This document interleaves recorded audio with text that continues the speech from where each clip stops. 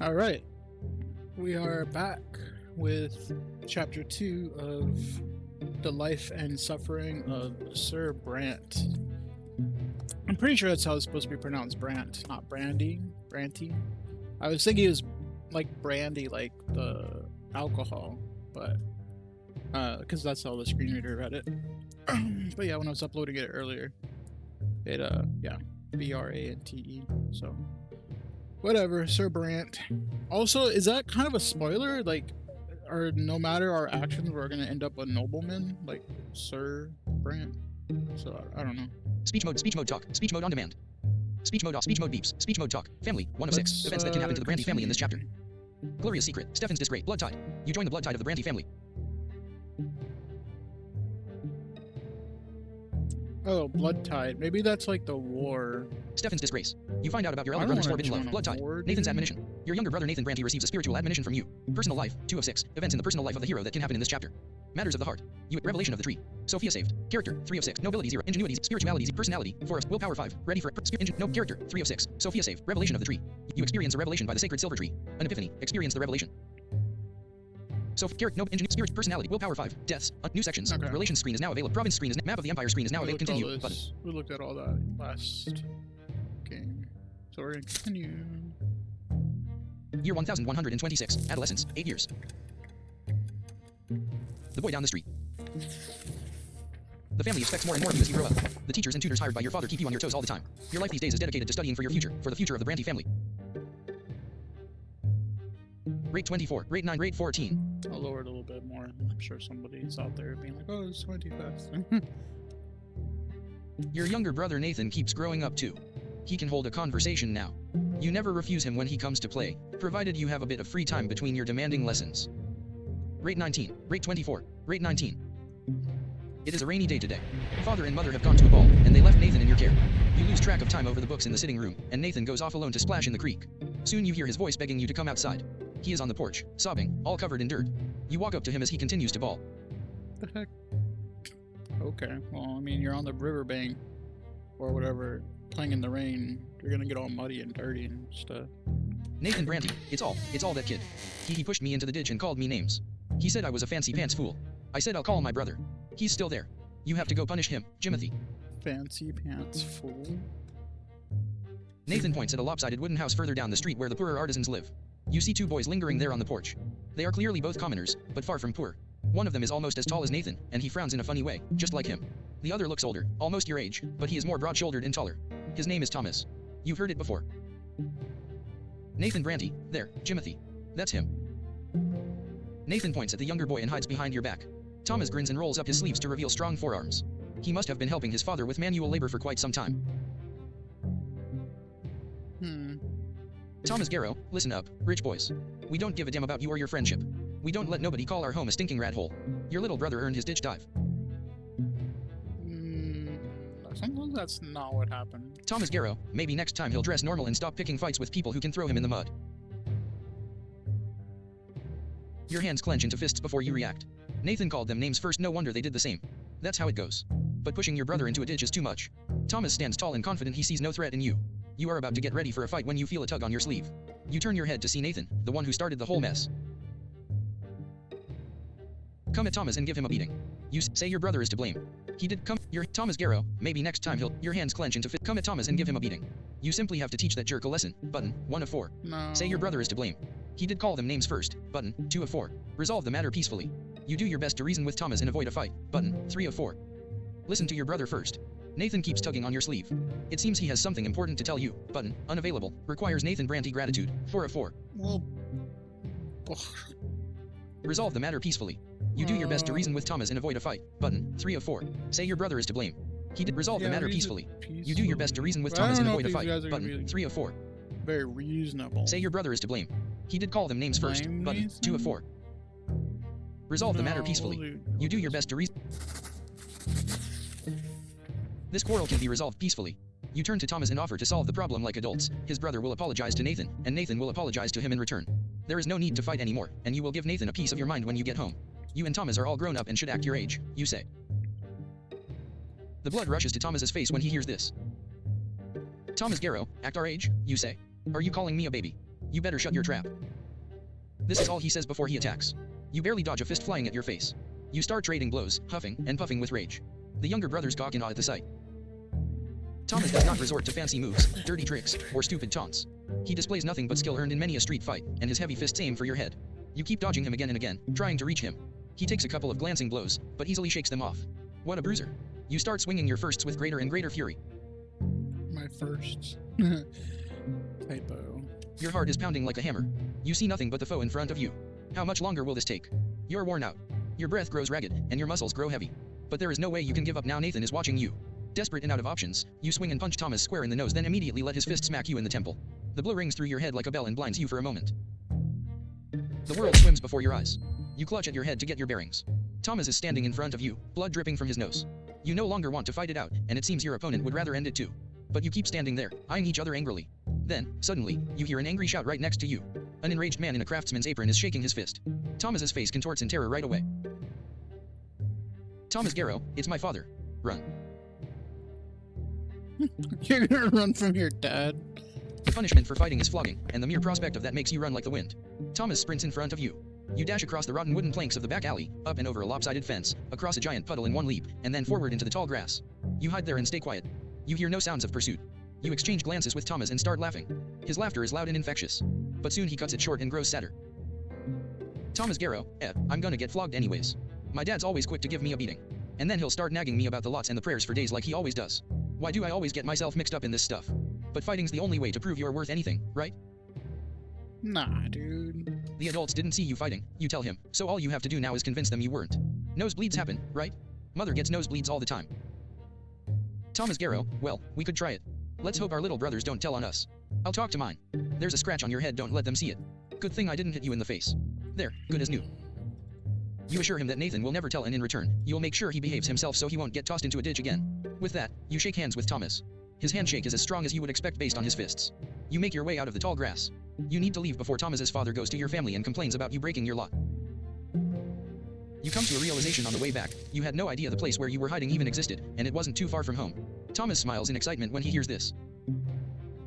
Thomas Garrow, oh, I know lots of places like that. I'll tell you what, if we get out of this mess today, I'll show you the way to the old fortress wall. It's the perfect place to build your own fort. I dragged a bunch of wooden planks there. Too bad it's no fun to build all alone. My brother never helps. He just gets in the way. You emerge from the muddy back alleys united by a secret only the two of you know. It seems you've made a friend today. Thomas Garrow, relations 1, indifference. Alright, Thomas. Thomas Garrow. Relations 1, indifference. Continue, button. Spirituality 1, mundane. Spiritual, continue, button. Met Thomas. Year 1000, you have made a friend, a boy named Thomas. Continue, button. The boy down the street. You emerge from the muddy back alleys united by a secret only the two of you know. It seems you've made a friend today. Year 1127, adolescence, 9 years, riders on the road. It is blistering hot today, even for the sun-parched land of Magra. As soon as you are done with your studies, you dash outdoors and out of the stuffy room. You and Thomas roll up your shirt sleeves, but it barely helps. You would gladly go shirtless had you only been in the company of other boys. But there are 3 girls in the yard today.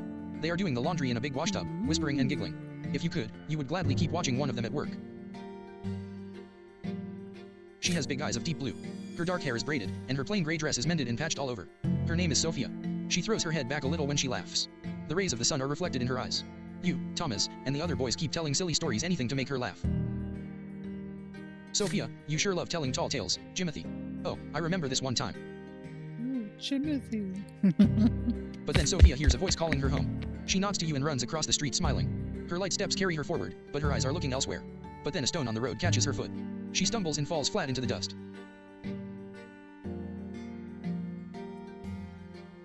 The street starts shaking from the thundering of hooves. Riders appear on the road from around the corner.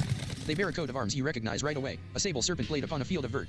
It symbolizes the Milanitas dynasty, the family of your province's archduke. The horses dash forward. A lost wooden toy on the road cracks under their hooves. They will not slow down, they are nobles, and the rest must make way for them. Sophia is in their way, just now starting to get back on her feet. Her mother is crying for her desperately from behind the fence door. You freeze in terror. The riders surely see the girl. Are they going to stop? Or are they going to trample her? Shield Sophia from... Sophia is in their way, just now starting to get back on her feet. Her mother is crying for her desperately from behind the fence door. You freeze in terror. The riders surely see the girl. Are they going to stop? Or are they going to trample her? In only a few moments the beautiful girl will be toppled, trampled, and crushed. Okay. Shield Sophia from the horses. You rush into the road, blinded by hope, determined to stop the riders. Button, 1 of 2. Stay where you are. You stay where you are lest you get trampled too. Button, 2 of 2. Oh my god. This is so fun. Oh, Shield Sophia from the okay. horses. Well, You rush into the road, I mean, blinded by hope, determined to stop the riders. Button, 1 of 2. They said we can die 4 times, so I guess. Stay where you are. You stay where you are lest you get trampled too. Button, 2 of 2. Oh dear lord. Shield We'll do Sophia. whatever. We'll chill. Whatever. YOLO. Or You throw Yo, yourself boy. blindly into the road, swinging your arms wildly. Dazed by the sound of the thundering hooves, you can see nothing in the dust. For a brief moment the horses slow down just long enough for Sophia to get back on her feet and flee to the roadside. But then the riders dig their spurs in. Dozens of hooves knock you off your feet and roll across your body. Your bones crack, break, and crumble. Your ears are ripped apart by the thundering rhythm of the ride. Your innards are pulverized. The last thing you remember is the sound of your own skull caving in. jeez, dude. First death. You fall into a pain that embraces you like a soft featherbed. You feel light, free, there are no restraints, just a warm glow that envelopes you in its secure embrace. The waves carry you. Their touch is soft, they delicately enshroud what was once your body. It is a feeling unlike anything you have ever experienced before, something absolute and complete. You touch something greater, the reason behind everything, the reason for your very existence. Alright, let's see. First, you fall into a pain that reread embraces that. you like a soft featherbed. You feel light, free, there are no restraints, just a warm glow that envelopes you in its secure embrace. The waves carry you. Their touch is soft, they delicately enshroud what was once your body. It is a feeling unlike anything you have ever experienced before, something absolute and complete. You touch something greater, the reason behind everything, the reason for your very existence. Alright, cool. You were sculpted from this light. It was the first thing you ever felt, a boundless and sincere unity of the diverse. Your beginning was a spark that cast this light in all directions. And now you are here again, one with the beginning of everything. The light gleaming from you resembles the light of the shining pillar. You still see it in the north, as always. The waves of light carry you to 2 figures. The elder is nearest. He is ready to accept you. He is quiet, wise, kind, and pure. The younger waits further back, you do not know what he is yet. The waves pause at the elder's feet. He leans over you and plants a feather-like kiss on your forehead. The kiss spreads all over you. You are filled with unparalleled delight and bliss. You exist. You are unique. There is no one else like you. They know this and they love you. You will never be alone. You are a part of them, a part of your family, a part of this universe. The twin gods will never leave you. They watch over you constantly. Okay, well they're twin gods, so one's older and one's younger, so go figure that out? I don't know. That's cray. The elder softly touches you as you lie spread out amongst the waves, sending you further down the torrent of light. You float on, to the top of the silver tree's spreading crown. The silver trees spreading. Okay, so that's where I'm being reborn. The closer you get to the silver tree, the heavier you become. The waves draw you down along its trunk. But you do not wish to part with the warmth and the softness, with the love. You turn around. The elder is still watching you. He nods. All is as it should be. Go. Your time has not yet come. You must return to the world now. As you tumble down toward your body, you comprehend the true meaning of your lesser death and the divine love that has been revealed to you. Love exists not only in the hereafter. It is present in the entire design of the twins that is the origin of all life in this world. What is the manifestation of this love in your mortal life? What is a manifestation of this love in your mortal life?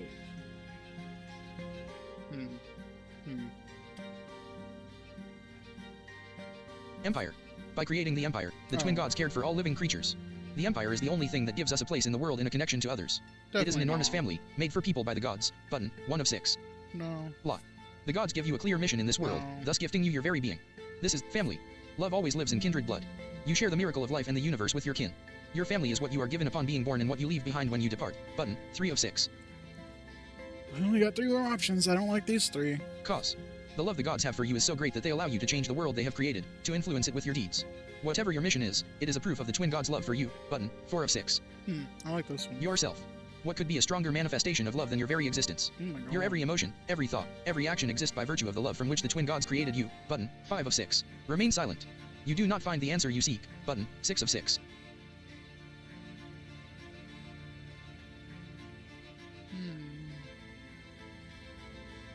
Your cause. The love the gods have for you is so great that they allow you to change the world they have created, to influence it with your deeds. Whatever your mission is, it is a proof of the twin gods' love for you. Button, 4 of 6. Family, law, empire. I don't By like creating Empire. I don't the like god law. family. I don't like Love family. always cost yourself. I don't like What could be a stronger yourself. manifestation That's, of love than your very existence? narcissistic. Remain silent. You do not find the answer. Your silent cause. or The love the gods have for you is so pause. great that they allow you to change the world they have created. I feel like To it, like remain silent. Maybe like there's like other options down the road, but I'm not sure I'd like those either. I think cause is what I'm gonna go with. Your cause. The love the gods have for you is so great that they allow you to change. Yeah. No tooltip. Not told. Fap cause. Okay, let's go. A sudden comprehension of the love with which the entire world is imbued illuminates your mind. But then it fades away and vanishes. You regain the sensation of your flesh. It is heavy and unwieldy. It lacks that lightness, that light. It is a burden. It is smothering you. You gasp for air. Your chest expands painfully. You feel as though your lungs are about to burst. The stagnant odor of the crypt fills them, revolting, but so real. You are back. Continue, button. Riders on the road. Then you can feel again. You sense your body, head, arms, and legs. The light fades around you, obedient before a will that is stronger than you. You return to the world. Such is the law of the twins. You will return to the world until the time of your true death, and in this world you will have a body with which to feel pain and suffering and pleasure. You smell a sickly, moist odor. You open your eyes and see the figures of mother and father in the gloom of the family crypt, speaking to each other quietly. They stop as soon as they hear you gasp. Mother runs to you and locks you in an embrace as father wraps you in his cloak. Neither of them says a word as they lead you out to the surface and back home. Robert Brante, you've met a terrible end, my son. You were trampled by those horses. Don't be so careless ever again.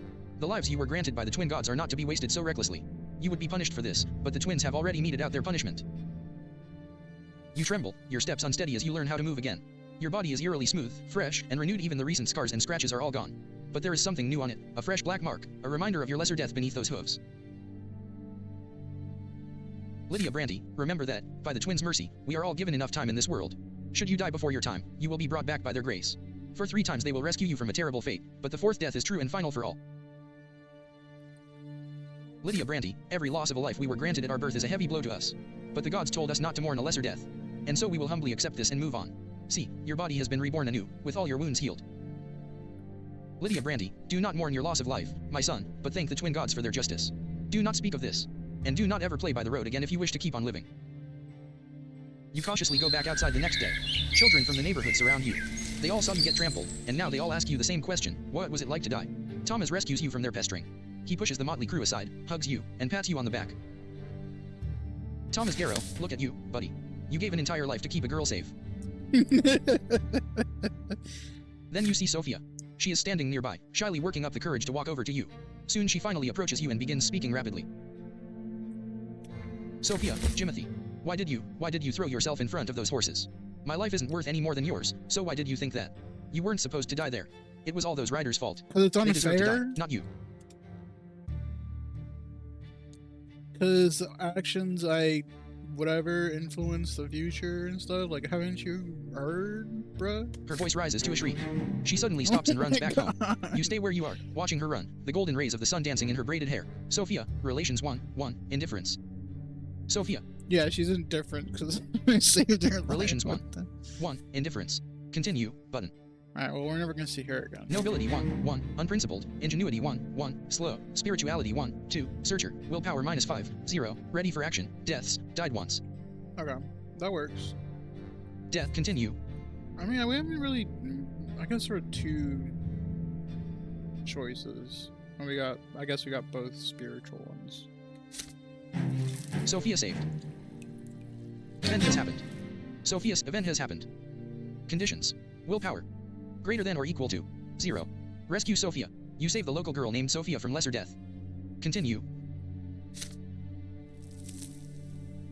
Riders on the road. Her voice rises to a shriek. She suddenly stops and runs back home. You stay where you are, watching her run, the golden rays of the sun dancing in her braided hair. Year 1128. Adolescence. 10 years. Stefan's arrival. Year 1128. Fall. Soil and gunpowder. Sophia disappeared after the terrible incident with the horses. Her friends gossip that her parents sent her off to serve a rich noble dynasty. You haven't seen each other since that day, but you still remember Sophia's eyes, the sunlight shining in them. I was just But joking. no matter I what, didn't, life goes on. I didn't think that was actually gonna happen. Oh man. Alright. You are 10 years old now. Your studies continue, and you are learning more about the land you live in. Ana Izada is an ancient city in an imperial province by the name of Magra. All soil in Magra was turned to ash eons ago, scorched by magic during the rebellion of Duke Charmilanides. The magical arts are all but gone now, but the scorched earth has remained barren and infertile ever since. Since then, the entire province has lain barren, tormented by cold and scorching winds in equal measure, with few precious plants taking root on their own. All fertile land in Magra is bought elsewhere and brought here by an endless caravan of carts and carriages. To pay for food and soil, the cities of Magra became skilled in many trades, primarily mining and digging for metals and stone. So basically the whole place was torn apart by war to the point where it was infertile, and at the end of the war they were like, yo, we just fought over this whole thing and now it's like infertile, and like, was it worth it? I don't know. Was it? I think it was a war, right? You are 10 years. Sophia disappeared after. You are 10 years old now. Your studies continue, and you are learning more about the land you live in. Ana Izada is an ancient city in an imperial province by the name of Magra. All soil in Magra was turned to ash eons ago, scorched by magic during the rebellion of Duke Charmilanides. The magical arts are all but gone now, but the scorched earth has remained barren and infertile ever since. Yeah, so there was a rebellion. Okay. Since then, the entire province has lain barren, tormented by cold and scorching winds in equal measure, with few precious plants taking root on their own. All fertile land in Magra is bought elsewhere and brought here by an endless caravan of carts and carriages. To pay for food and soil, the cities of Magra became skilled in many trades, primarily mining and digging for metals and stone. Since then, the entire... Last fall there was an explosion just outside the city, followed by clouds of thick smoke. The first such incident frightened the citizens, but then explosions and smoke became an everyday occurrence. Soon everyone grew used to it. Father explains that the miners are using a new invention called gunpowder. It makes it easier for them to reach the precious stones and metals buried deep within the earth. Then one day a thunderous explosion rocks the city, and black, billowing smoke covers the houses. People are stuck in their homes, all windows tightly shut. The air is impossible to breathe. Nathan coughs all the time. Gloria and you cough only when nobody is watching. If Mother hears it, she'll make you inhale those hot herbal vapors just like Nathan. It takes 2 days for the black smoke to disperse. People pour out onto the streets to meet their friends. Thomas is eager to share everything he knows about this incident with you. Thomas Garrow, they took lots of burnt up people to the city temple. Mom told me, she was helping the healers. There are many rumors. Some claim it was the work of a beast stirred from its slumber, while others say it's the surviving witches that continue to threaten the order in the empire with their accursed powers. But as for you, you patiently wait for Father to come back home, and then you'll ask him about it. Father spends day and night working at the prefecture while Mother spends all her time in prayer. Or whatever they carry it in. It takes a full week for Father to finally come home, and he's almost completely spent. You muster enough courage during dinner to ask him what happened outside the city. Father raises his head, his face a bleak, weary mask, and starts muttering his proclamation. It's almost as if he doesn't see you. Robert Brante, it's the mine outside the city. They were trying to get to a vein of ore. There was an explosion. The mine caved in, and the black smoke started flowing. Many workers died there. It was all because Count El Velasco, who owns the mines, wanted them to start mining that vein before they were ready. Robert Brante, some of the workers weren't even reborn. Perhaps the twins thought their final time had come. The prefecture has been inundated with complaints from families that have lost their breadwinners, asking the judges for help. Many people also lost their cattle to the black smoke.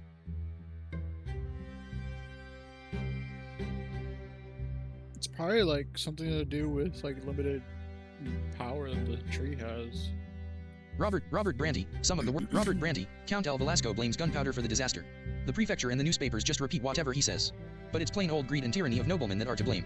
Why is the welfare of our province always paid for with commoner lives? Then, without warning, he grows silent again. You keep thinking about it for days. Can a human life really end so easily? A single moment of bad luck, and you die, only to re-emerge from the temple or the family crypt with a new black mark on your arm. Or worse, you remain where you fell, dead. Never to be reborn again. Ever. Yeah, dude. Continue, button. Year 1128, fall. Soil and gunpowder. Year 1128, fall. Soil and gunpowder, order -1, 7, peace, wealth of Magra 1, 7, affluence. Order -1, 7, peace. Wealth of Magra 1, 7, affluence. Continue, button. Stefan's arrival. During lunch, Father tells you to stay home in the evening and prepare to meet some important guests. Your elder brother Stefan will return home by dinner tonight. Joining him will be your grandfather Gregor Brante, as well as a noble friend of the family. You are excited about your brother's return. It has been years since you last saw him. How has he changed during his years away from home? You and Father await the guests anxiously. The doorbell rings. 3 people are standing outside. Grandfather is the first to come in naturally. He has not changed a bit since his last visit, still eyeing the house with contempt, looking for any reason to demean it. Grandfather is followed by a stately young man dressed in a jacket embroidered in silver whom you barely recognize as your brother. Stefan casts a glance at your threadbare clothes, your dirty fingernails, and smirks. The last to enter the house is a personable gentleman with a worn-out, wrinkled face. You have heard a lot about this man from Father and Grandfather. He is Baron Augustin Elborn, Stefan's uncle, a family friend and the province's prefect, which means that he is the head judge and thus Father's superior. Sir Elborn smiles lightly and offers you his hand. He says personable, so Maybe he's not a bad guy. You never know. Augustin Elborn, and this must be your younger son Jimothy. Yes. You have your father's eyes, young man. Augustine. Kind of funny. If you guys know my last name. Pretty similar. The last to enter the house is Augustin Elborn, and this must be your younger son Jimothy. Yes. You have your father bows slightly to grandfather and Sir Elborn. But there is a moment of quiet when Stefan's turn comes. Father reaches out to him awkwardly, expecting an embrace. There is a question in Stefan's eyes as he looks at grandfather. The old man shakes his head almost imperceptibly. No, don't associate with him. Stefan Brante, we noblemen ought not put our emotions on public display, father. Not even after a lengthy separation. There is no embrace. Instead, Stefan nods to father curtly. He responds in kind, his face devoid of emotion. After the greeting, you proceed to the sitting room. Elborn is the first to enter.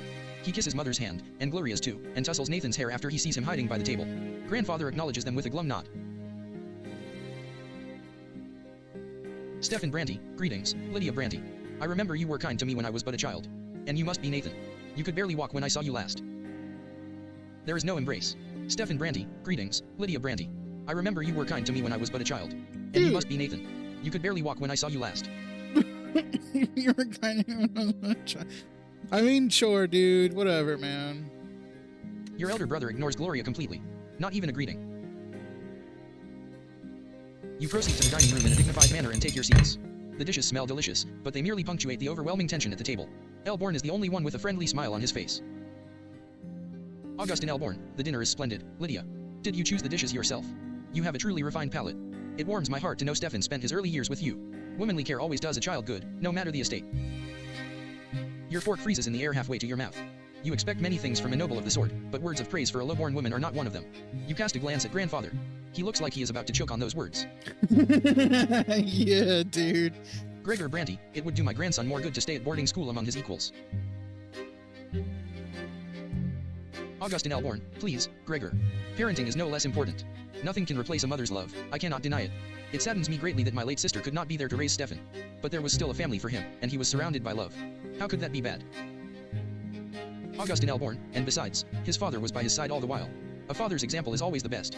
After all, Robert earned the judge's rank the same way you did. Your grandson will surely follow in your footsteps, and who knows, perhaps even the younger men of the Brante family will contribute to the... Gregor Brante, you clumsy low-born cretin. You clumsy, low-born cretin. Dude, you were born low too. What the hell are you talking about, bruh? Everybody is startled by this sudden outburst. Grandfather's face turns red.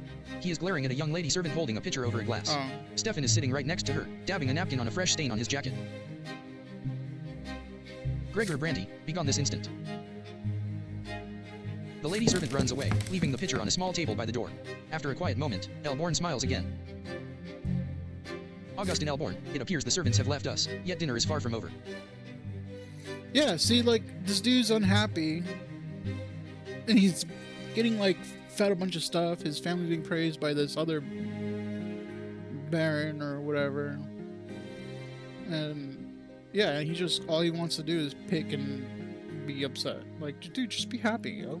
The lady servant runs. Augustin Elborn, it appears. Stefan Brante, worry not, uncle, there are enough commoners at this table to keep us served with food and drink.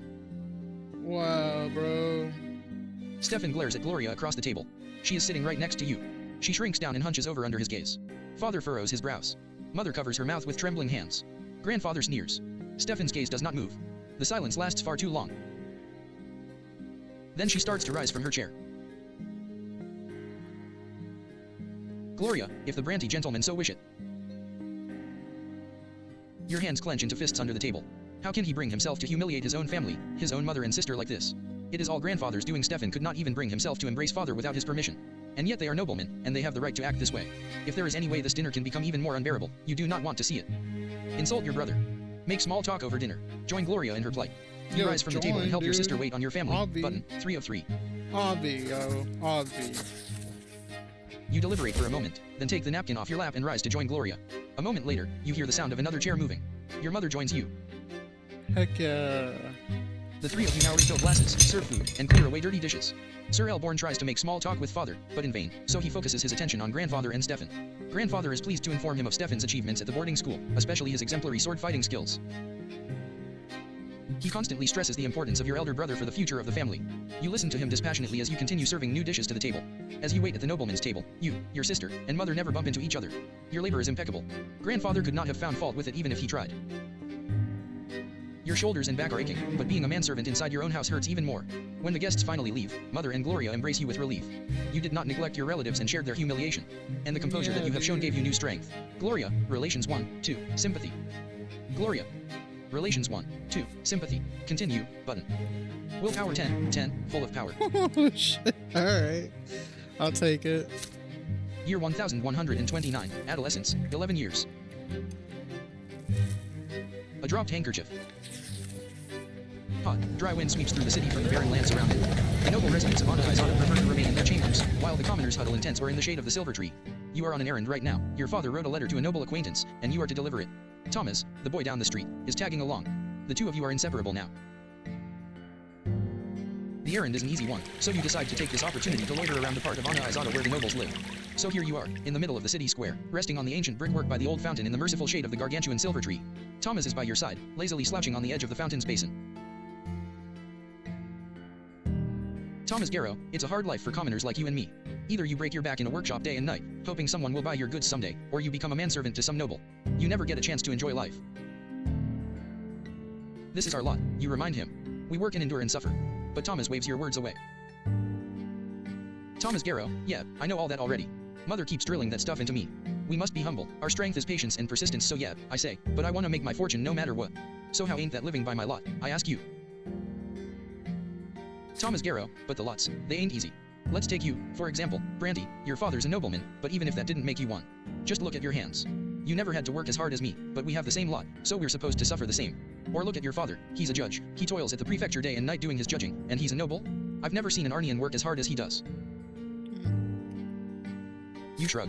The Arnians are a different race. The books say they were born to rule over humans. They are never commoners, always nobles of the sword by birth.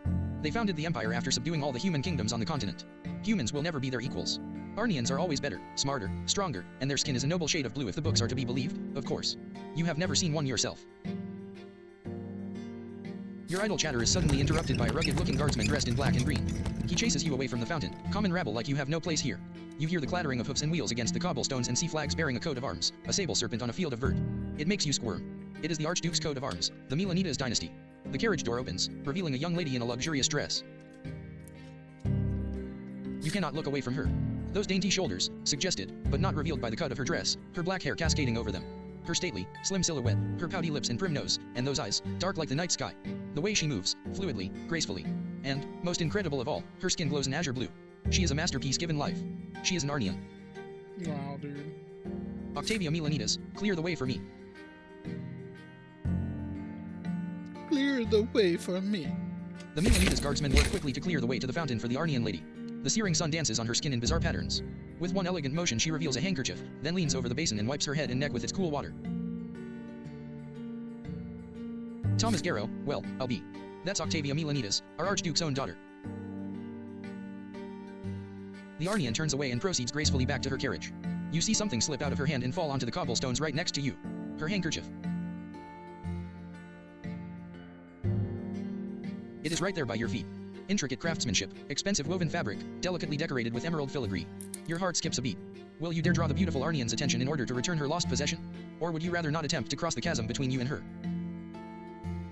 Give the handkerchief back to Octavia.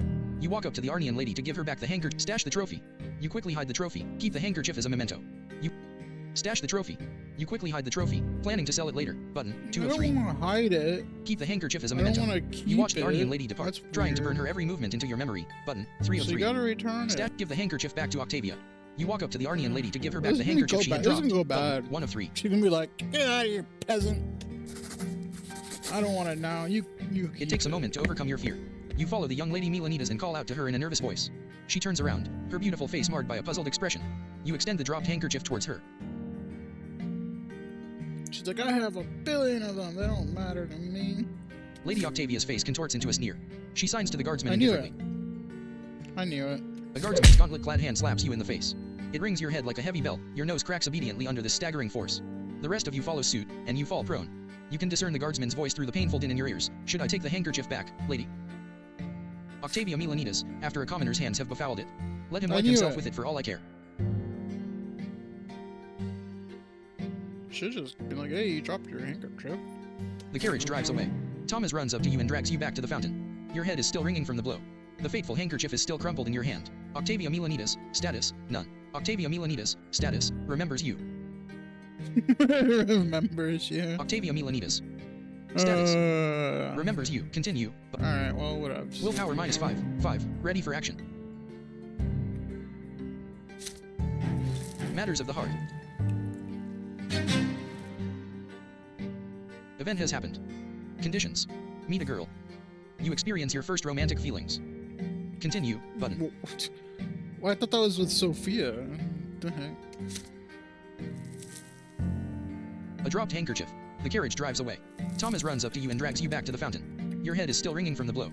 The fateful handkerchief is still crumpled in your hand. Year 1130. Adolescence. 12 years. A storm of expectations. Year 1130. Spring. The quorum decree. 12 years old now, you overhear an important conversation. It is a spring night, and mother has just sent everyone to bed. You walk past father's study and hear voices coming from beyond the door. Grandfather is yelling, and father is replying quietly. The elder Brante men are fighting, arguing about the place of the commoners in the city. You sneak outside to avoid mother's attention and hide next to the open window of the study. Perhaps they'll mention you too.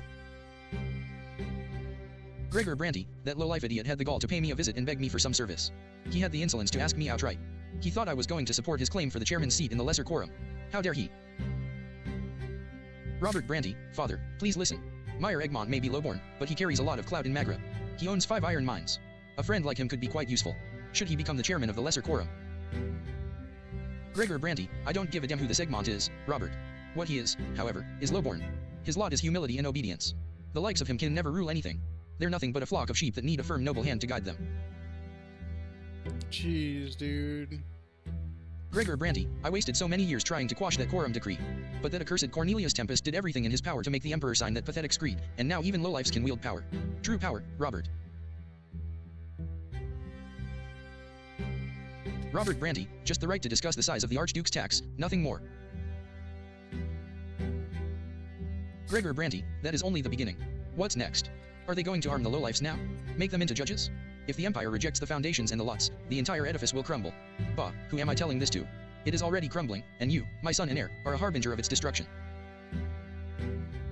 Robert Brante, father, I'm begging you. I do not wish to marry a third time. Lydia is a good wife and a dutiful mother to my children. If you would only allow her to. Gregor Brante, I will allow them nothing. Neither Egmont, nor that freeloading wench of yours. What will you want me to do next, live by the laws of the lowborn? I can already see where this is going, and I'd rather run my own sword through my gut than live in a country where nobles and lowlifes share the same rights. What tease, dude. Gregor Brante, my only dream is to see the name of Brante in the blue book, but that dream will never come true. They will never call me Venerable L. Brante, and it's all because of this marriage of yours. Gregor Brante, my only hope now is to hear Stefan addressed in such a manner one day. Thank the twins I didn't let you ruin the boy. He's about to grow up a true nobleman. His children will bear the name of L. Brante. Robert Brante, you have 2 more grandsons. Gregor Brante, those spineless milksops from the common lot? They're incapable of anything. The best your middle son could do is sneak into the Imperial College and get ennobled by the mantle, although I have grave doubts about even that. As for the downtrodden Nathan, I hold out no hope for him whatsoever. You hear grandfather's heavy footsteps, the thudding of his cane, and the slamming of the door. It's time to sneak back home before you're discovered.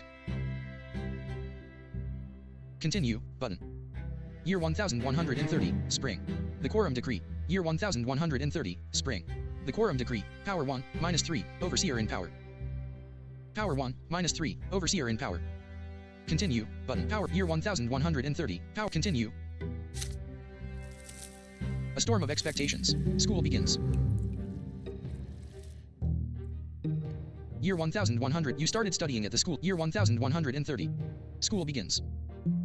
Year 1. You started studying at the school of Sir Tibor and began to master the sciences. Continue, button. The sciences. A storm of expectations. Finally the day comes when the teachers stop coming to the house. But before you can breathe a sigh of relief and put away the books, father asks you to come to his study. Robert Brante, you've grown, my son. It's time for you to continue your education away from home. I've chosen a deserving school for you, Sir Tibor's school for the children of noblemen and well-off commoners. Naturally, it is not a boarding school for nobles, so you will study there during the day and come home in the evening. You share the news with your best friend Thomas. Thomas is jealous. Thomas Garrow, Sir Tibor's school, Yeah, I gotta ask my parents to send me there too as soon as they get the coin together. Father says his workshop has toiled day and night for years to save up for my education. The school is based in an ancient estate of Arnian design. The classrooms are tall and spacious, with massive benches. The sounds of scraping quills and lectures on history and imperial law and theology echo under the vaulted ceilings. The rules are strict, the lessons tiring. Restless Thomas keeps getting distracted, and several times he gets his hand slapped with a stick for it. Every teacher demands flawless mastery of their subject.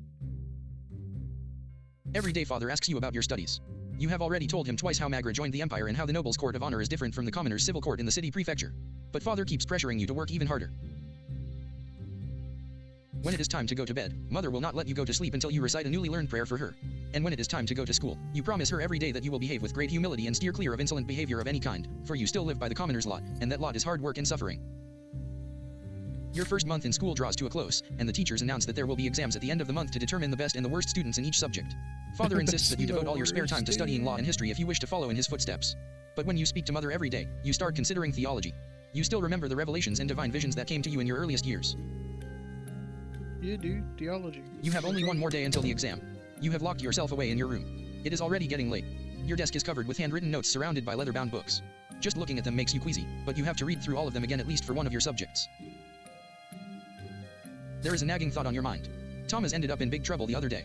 He got in a fight with several boys who live next street. They heard about your wooden fortress and got in an outrage by the fortification built by commoners. They swore to dismantle it tonight. Thomas swore he would defend the fortress until the end. Perhaps you should abandon the books to rescue the friend in need?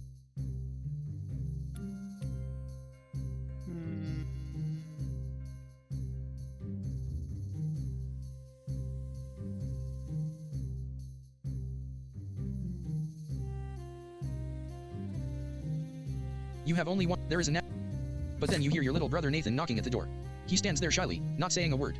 He often does that, standing still and staying speechless until either you speak first or he runs away. But this time he actually says something.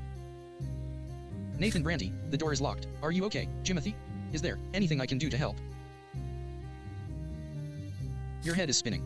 This is the last evening before the school exam. If you fail, your family will be very disappointed. You have to refresh your memory on law or theology, either one or the other. But Thomas and your fort are about to be stormed. Why today, of all days? You grind your teeth in rage at the thought. Nathan is by the door, trying not to bother you. He wants to help you the only way he can, for reasons known only to him. Will you accept his help? Focus on law and history. You intently go help Thomas. You study theology, spend a moment with Nathan. You put everything away and accept your brother's offer of help, button, 4 of 4. Study theology. You devote what go help Thomas. You sneak out of the house and run to your wooden fort, button, 2 of spend a moment with Nathan. You put everything away and you cannot help but pay attention to your brother's quiet, weak voice. You push the books away. Nathan runs to you and wraps his arms around your legs. Nathan Brante, they should just leave you alone. I don't want you to get sick. Warmth emanates from his hands. You feel the burden of the responsibilities thrust upon you fall from your shoulders. At last you realize something, you can make your own decisions rather than submitting to the will of others. You laugh at this realization and feel a new spring in your step. Nathan laughs with joy when he feels this. He takes your hand and pulls you outside.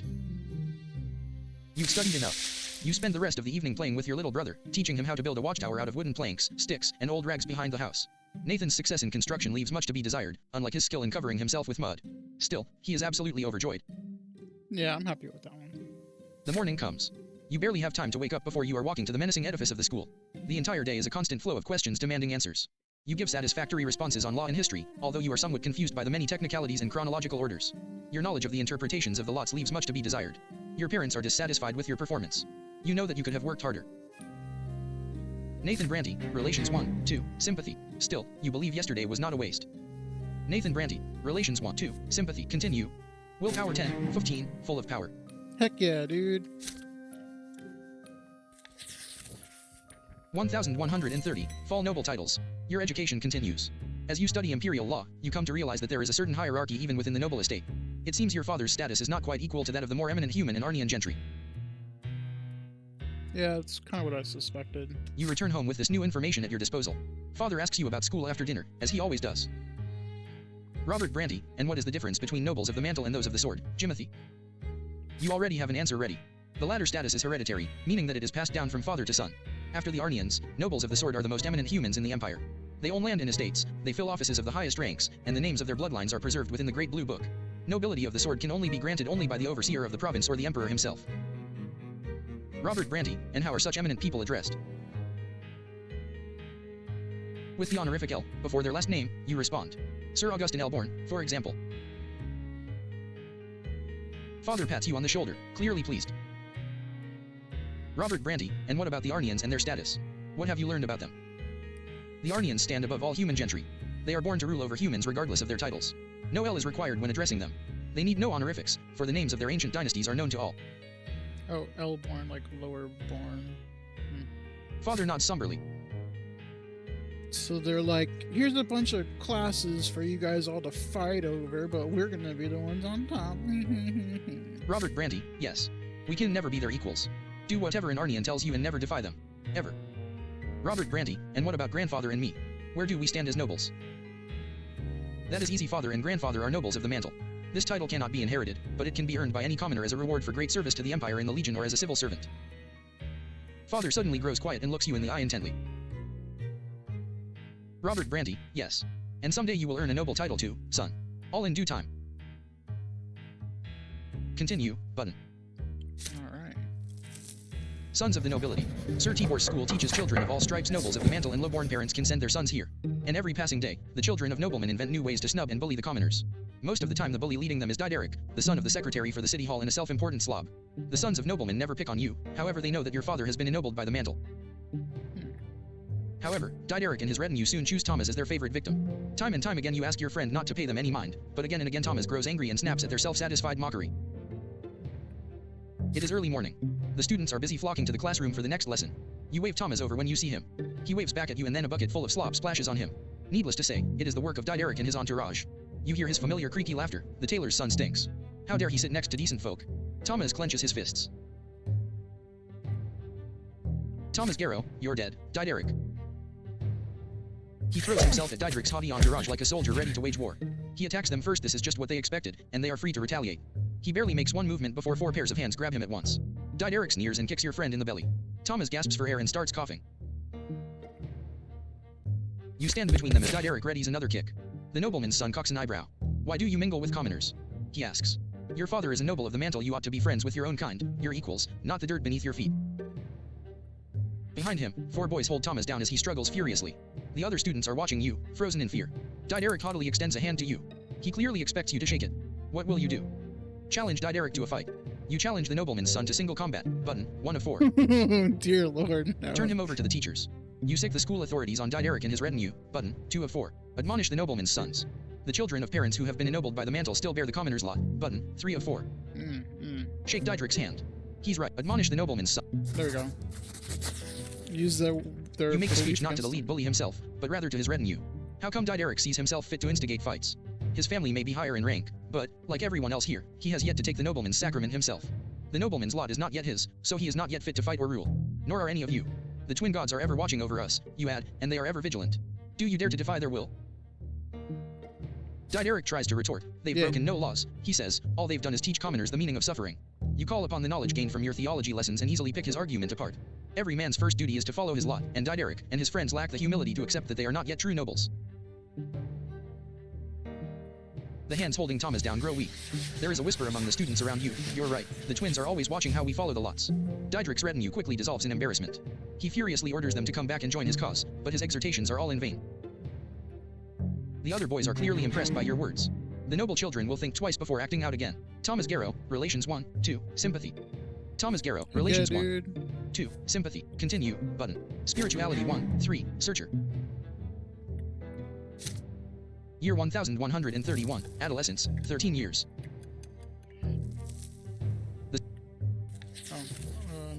You're the Silver Tree.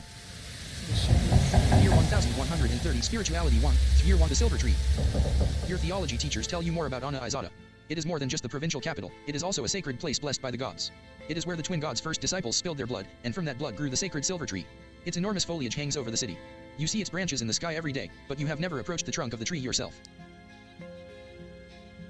Today you will be taking your first trip to the silver tree. Your class is visiting a service in the great temple by the tree's very roots.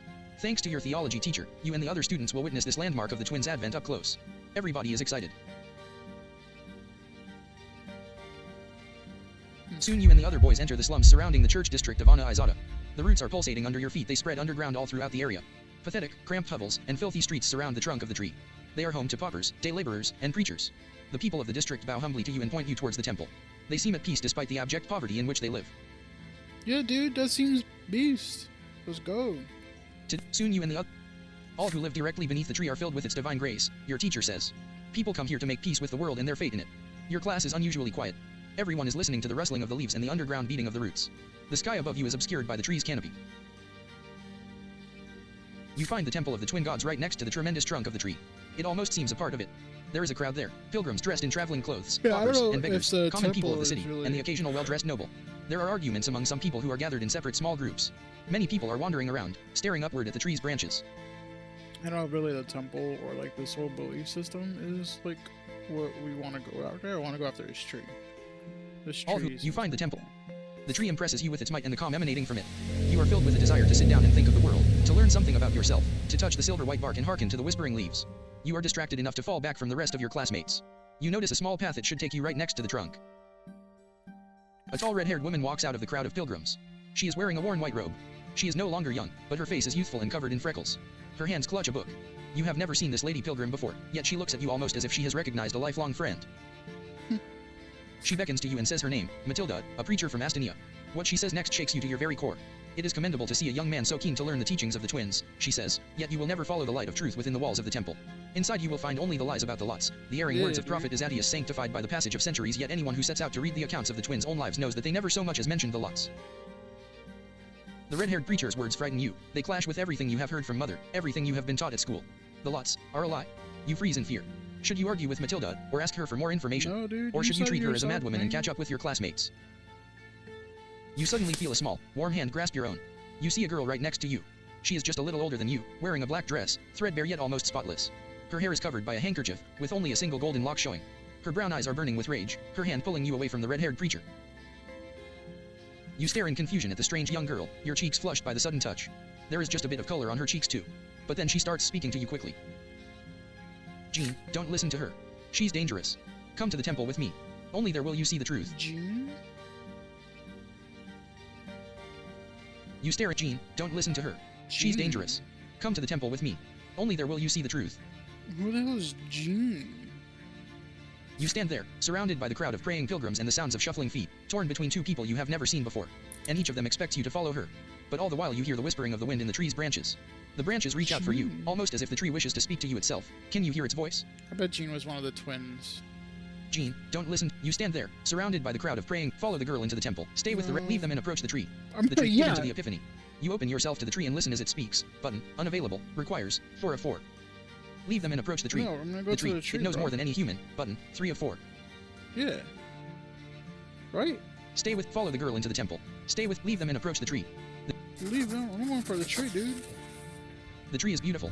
The silver white foliage stretches and spreads towards the sky, held aloft by a trunk so thick it would be a challenge to walk around it. The leaves rustle and whisper peacefully in the wind. The tree, it seems to speak to you. You walk away from the odd-looking preacher and the young acolyte, ignoring them as they call out to you. You walk around the temple and the crowd of people, getting closer to the tree with every step. Then you extend a shaking hand and touch the bark. It is unusually warm. You can feel a pulse beneath the roots. The tree is alive.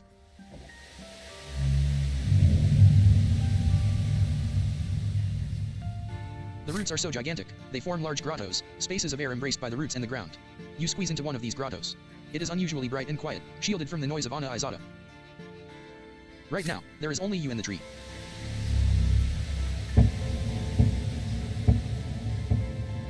You sit down. There are leaves rustling all around you. The only noise you hear is the beating pulse of life that flows through the tree. And this pulse beats in time with your own heart. You feel clarity and calmness, free of doubt and frustration. The tree speaks to you, or are they your own thoughts, so strange, unfamiliar, and eye-opening? These thoughts speak of soothing love, and of crystal clear law, and of love and law intertwining to bring the miracle of life to you. You stop slouching, and your frown becomes a light smile. Hours pass like fleeting seconds. You lose track of time until you overhear someone shouting your name. Alas. It is time to leave this grotto. The sun is setting over Ana Izada now. The day was quick to pass. Your teacher frowns, ready to scold you. You mumble an explanation and say you are ready to be punished for disobedience. Yet, instead, the teacher nods in understanding. You keep looking back at the tree all the way home. Whatever happened to you today, you find it difficult to put it into words. Willpower 10, 25, prepared for anything. Willpower 10, continue, button. Alright. Another school day has ended. I wasn't too bad, I don't Still think. mulling over the things you Like learned I from your said, I teachers. don't think it's like The founding of the empire, twins' the eternal and unshakable rule of a single dynasty, manipulation. the 3 estates, each with its own rights. What an odd sort of order the world has, and yet so mysterious. At least, it sounds that way when your teachers talk about it. Mother is waiting for you on the porch. She smiles gently when she sees you, and yet her expression still shows great concern. Father left on a trip to several distant Magran towns a few days ago. Since then, Mother has been trying to tell you something, but she seems uncertain. Lydia Brante, son, could you put your things away and come pray with me? You join Mother in a prayer to the twins. She prays with fervent sincerity, her head bowed low, reciting the words of obedience to them and their greater design in a barely audible whisper. You repeat after her, just as she has taught you ever since you were a little boy. When the prayer ends, Mother sighs and turns to you. Lydia Brante, Jimothy, my son, you are 13 now. You will be grown soon. It's time you learned about certain things that are important to our family. Difficult things. It's about your father and me, about our marriage. Oh, they're gonna be leaving. She's gonna take on another wife. You gaze curiously into Mother's eyes. Lydia Brante, I'm sure you've wondered about this before. Your father is a nobleman of the mantle, so how could he marry a commoner with another man's child? Lydia Brante, but you see, Jimothy, your father, when his first wife Amalia Elborn died, it was a painful blow to him. He lost the will to live, lost all purpose. He felt like his own destiny was cut short that day as well. Lydia Brante, and then he met me. You know the troubles I had in the past. I went to the prefecture as a petitioner, to ask them for help, protection, justice. Lydia Brante, when I was a young girl, I worked at a small shop that sold crockery and dishes. A nobleman took a liking to me, may his name be forever forgotten. The twins know I was humble and honored his lot to rule. But he took me by force. Mother falls silent, summoning the courage to continue. Lydia Brante, Gloria is that nobleman's daughter. But he was outraged. How could I have the gall to burden him with low-born progeny? He turned me out on the street with that little baby girl in my arms. Mother's voice is shaking now. You take her hand tenderly. Lydia Brante, I had no home, no honor, nowhere to go, no one to help me. When I went to the prefecture, I didn't really think the judges there would help me find justice against my former master. Lydia Brante, but when Sir Robert heard my plea, his eyes met mine, and I believe that, at that very moment, the twins themselves granted him the gift of their love. Your father told me that there was nothing he could do to make that detestable nobleman marry me. But he would never abandon me and baby Gloria. And if I agreed, he would take me into his own home. There we go. Tears are running down Mother's cheeks. I liked Robert. He wasn't too bad. Lydia Brante, and I knew it, my son. I knew how much his honor and reputation would suffer. But caring for me brought him back to life. It's like he experienced another sacrament. He rediscovered his noble purpose, his lot to rule and protect and care for others. But his decision to marry me, he is still paying for it today. Yeah, dude, there's nothing wrong with, like, nobility. Like, if you take that on, like, oh, I'm gonna protect people and, like, govern. Like, as long as it's, like, for that reason and not selfish. Like, that's what it comes down to. Lydia Brante, your father had the courage to defy your grandfather, the founder of his bloodline. If only you knew how much he had to endure, my son. If only you knew the despicable rumors we heard about the Brants all over Anna Izada. It was only thanks to the efforts of Sir Gregor that the Brante bloodline managed to hang on to what little remained of its reputation.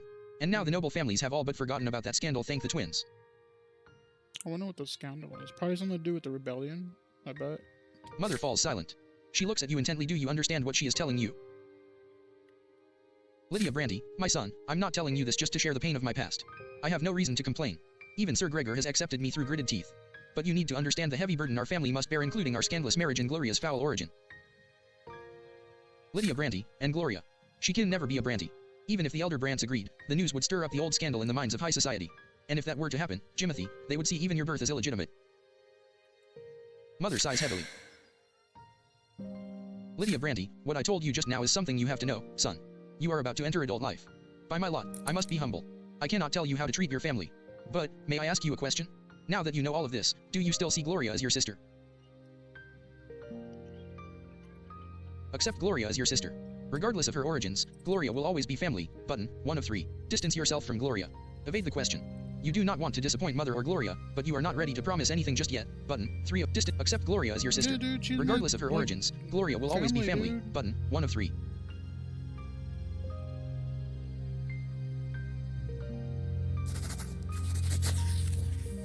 Filled with determination, you assure Mother that Gloria is and will always be your sister. You want Gloria to be a Brante too. You want her to be a part of your family. Who cares what the nobles of Anna Izada say? Mother beams with quiet joy when she hears this. Lydia Brante, oh, Jimothy. If only you knew how happy that would make me. To have our family united at last. However, the joy on her face quickly gives way to concern. Lydia Brante, but I already owe good Sir Robert a debt I can never repay. He's given my daughter so much, a home, an education, his care, and advice. The Brante bloodline could suffer so much from Gloria's existence. We should all just learn to accept her status as it is. Just then, you hear Gloria carefully knock at the door of Mother's chambers. Gloria, Mother. Jimothy. I couldn't find you. You happily greet your sister. Yes, she is your sister. No old secrets can ever change that. Mother gives you and Gloria a kiss on the forehead and returns to her prayers. You and your sister walk downstairs together. Mother is alone by her bedside now, thanking the twins with a quiet prayer for the Brante family they have given her. You hope they can hear her. Gloria, Relations 1:3, Sympathy. Gloria. Relations 1:3, Sympathy. Continue, button. The mother at the beginning of the story and like now is like, I don't know, I feel like they're different people, which I mean, yeah, she's a new mother, a lot of stress and stuff, but like, I don't know, I feel like it was kind of changed. 3, continue, button. Like they don't feel like the same person, if that makes sense. Lydia Brante, Relations 1:4, Affection. Yo, she likes me. 4, continue. She really likes me. I love how the freaking it starts right, because it started off at 0, indifferent. It's like your mom and your father, and they both start at indifferent. They don't give it. They don't care about you. That's freaking funny. I didn't realize that actually at first. Year 1131, Fall. The Flash and the Flame. You are 13 now. Another theology lesson. Today's sermon is about the priests and why the clergy is the only one of the 3 estates with the right to interpret the lots and guide the other 2 estates accordingly. Thomas sits next to you, huffing and puffing as he fervently writes down the teacher's every word. But you've heard all this from Mother many times before, so you take this moment to daydream a little. Father promised to take you to the capital once your studies are complete. Yeah, I guess that's. I mean, if we can accept Gloria as our sister, then we have to like accept Stefan or Stefan, whatever.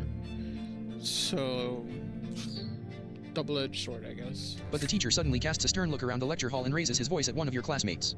A boy by the name of Brian jumps out of his seat. The teacher asks him to repeat what he had just said. Brian freezes and seems to shrink. He tries to muster a reply, but nothing comes out. Poor kid.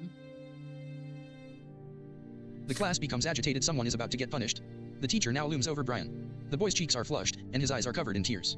You all watch the teacher's iron-bound book as he raises it sharply, about to strike. Brian shrieks and raises a hand in front of him.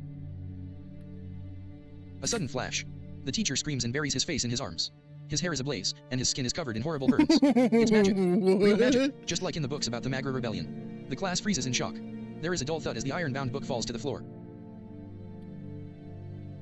Brian's hysterical laughter rends the silence. He stands up from his bench, fire in his eyes and sparks on his fingertips. There are screams now. Students run for the door. The teacher tries to extinguish his burning hair. Brian snaps his fingers, and the books of Azadius on the desks turn into pillars of flame. He laughs and raises his arms, and the curtains catch fire. Okay, well that's weird. The screams grow louder as the fire howls. Brian's face is tense and violent. His mouth is spewing flames, and his whole body is shaking with laughter. He steps toward the door. You and Thomas glance at each other. Thomas Garrow, he's going to burn the whole school down. Your friend's determination makes you brave. You run behind Brian and knock him off his feet. You both tumble to the floor. Even through his clothes, his body sears your flesh. Brian screams, convulses, and grabs Thomas by the shoulders with his burning hands. Your friend's determination makes you brave. You run behind Brian and knock him off his feet. You both tumble to the floor. Even through his clothes, his body sears your flesh. Brian screams, convulses, and grabs Thomas by the shoulders with his burning hands. Thomas howls but stays put, then knocks Brian senseless with several fierce blows to the head. So, okay, that doesn't make sense to me, because, like, your friend's determination makes you brave. You run behind Brian and knock him off his feet. You both tumble to the floor. Even through his clothes, his body sears your flesh. Brian screams, convulses, and grabs Thomas by the shoulders with his burning hands. Guessing, like, Thomas howls but stays put, then knocks Brian senseless with several fierce blows to the head. And then gets up and grabs whatever, and then Thomas punches him, but, like, that sequence of events doesn't make sense to me, so... There are servants fussing around the room now.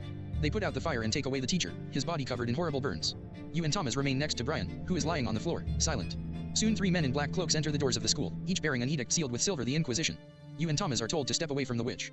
They lock Brian's neck in a silver collar and take him away. Poor kid. One of the Inquisitors remains behind to tell the students what happened. That was magic, he explains. The ungodly power that twists the minds of men into savage instruments of murder. Only the sacred shackles of silver can hold it at bay. Only the power of the twins can save us all from its evil grasp. The next day you are forbidden from ever mentioning Brian's name again. He is no more. What? Continue. Year 1131, Fall. The Flash and the Flame. Year 1131, Fall. The Flash and the Flame. Thomas Garrow, Relations 1:3, Sympathy. Thomas Garrow. Relations 1:3, Continue. The nobleman's lot. A great day looms ahead. 100 years ago Uther Tempest was anointed to rule over the empire. Blessed by the twins themselves, the emperor's reign continues into its second century. Celebrations in honor of the Tempest dynasty are held throughout the city and the school is closed for 2 weeks because of that. On one of these evenings, father tells everyone that grandfather is going to bring Stefan back home for the holiday. They say families should celebrate the day of anointment together. You could benefit from your elder brother's company with his noble education. Stefan might be able to teach you how noblemen are supposed to act. Yeah, I doubt that. I think Stefan's just gonna act like it's snooty, stuck up, whatever. But maybe his time away is changed and he's not gonna be an asshole anymore.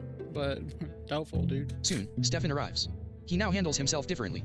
When it comes to ordering servants around and ignoring Gloria, he is still grandfather's double, but he is more grown up now and far less haughty to you.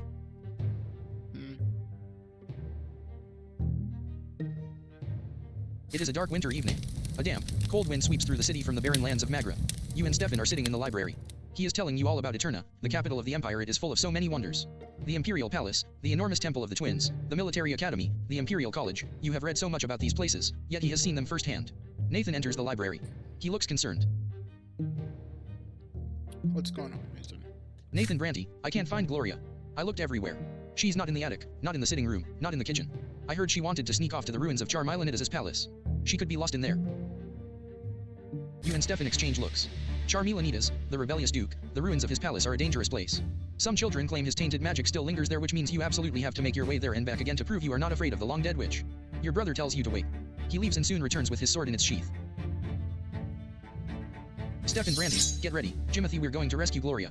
She must have gone to the ruins in search of inspiration for another one of her little rhymes. The two of you instruct Nathan to tell your parents you've gone for a walk in the square. You and your elder brother head outside. You are confused by Stefan's actions. He refuses to treat Gloria like a human being, so why is he still so determined to rescue her?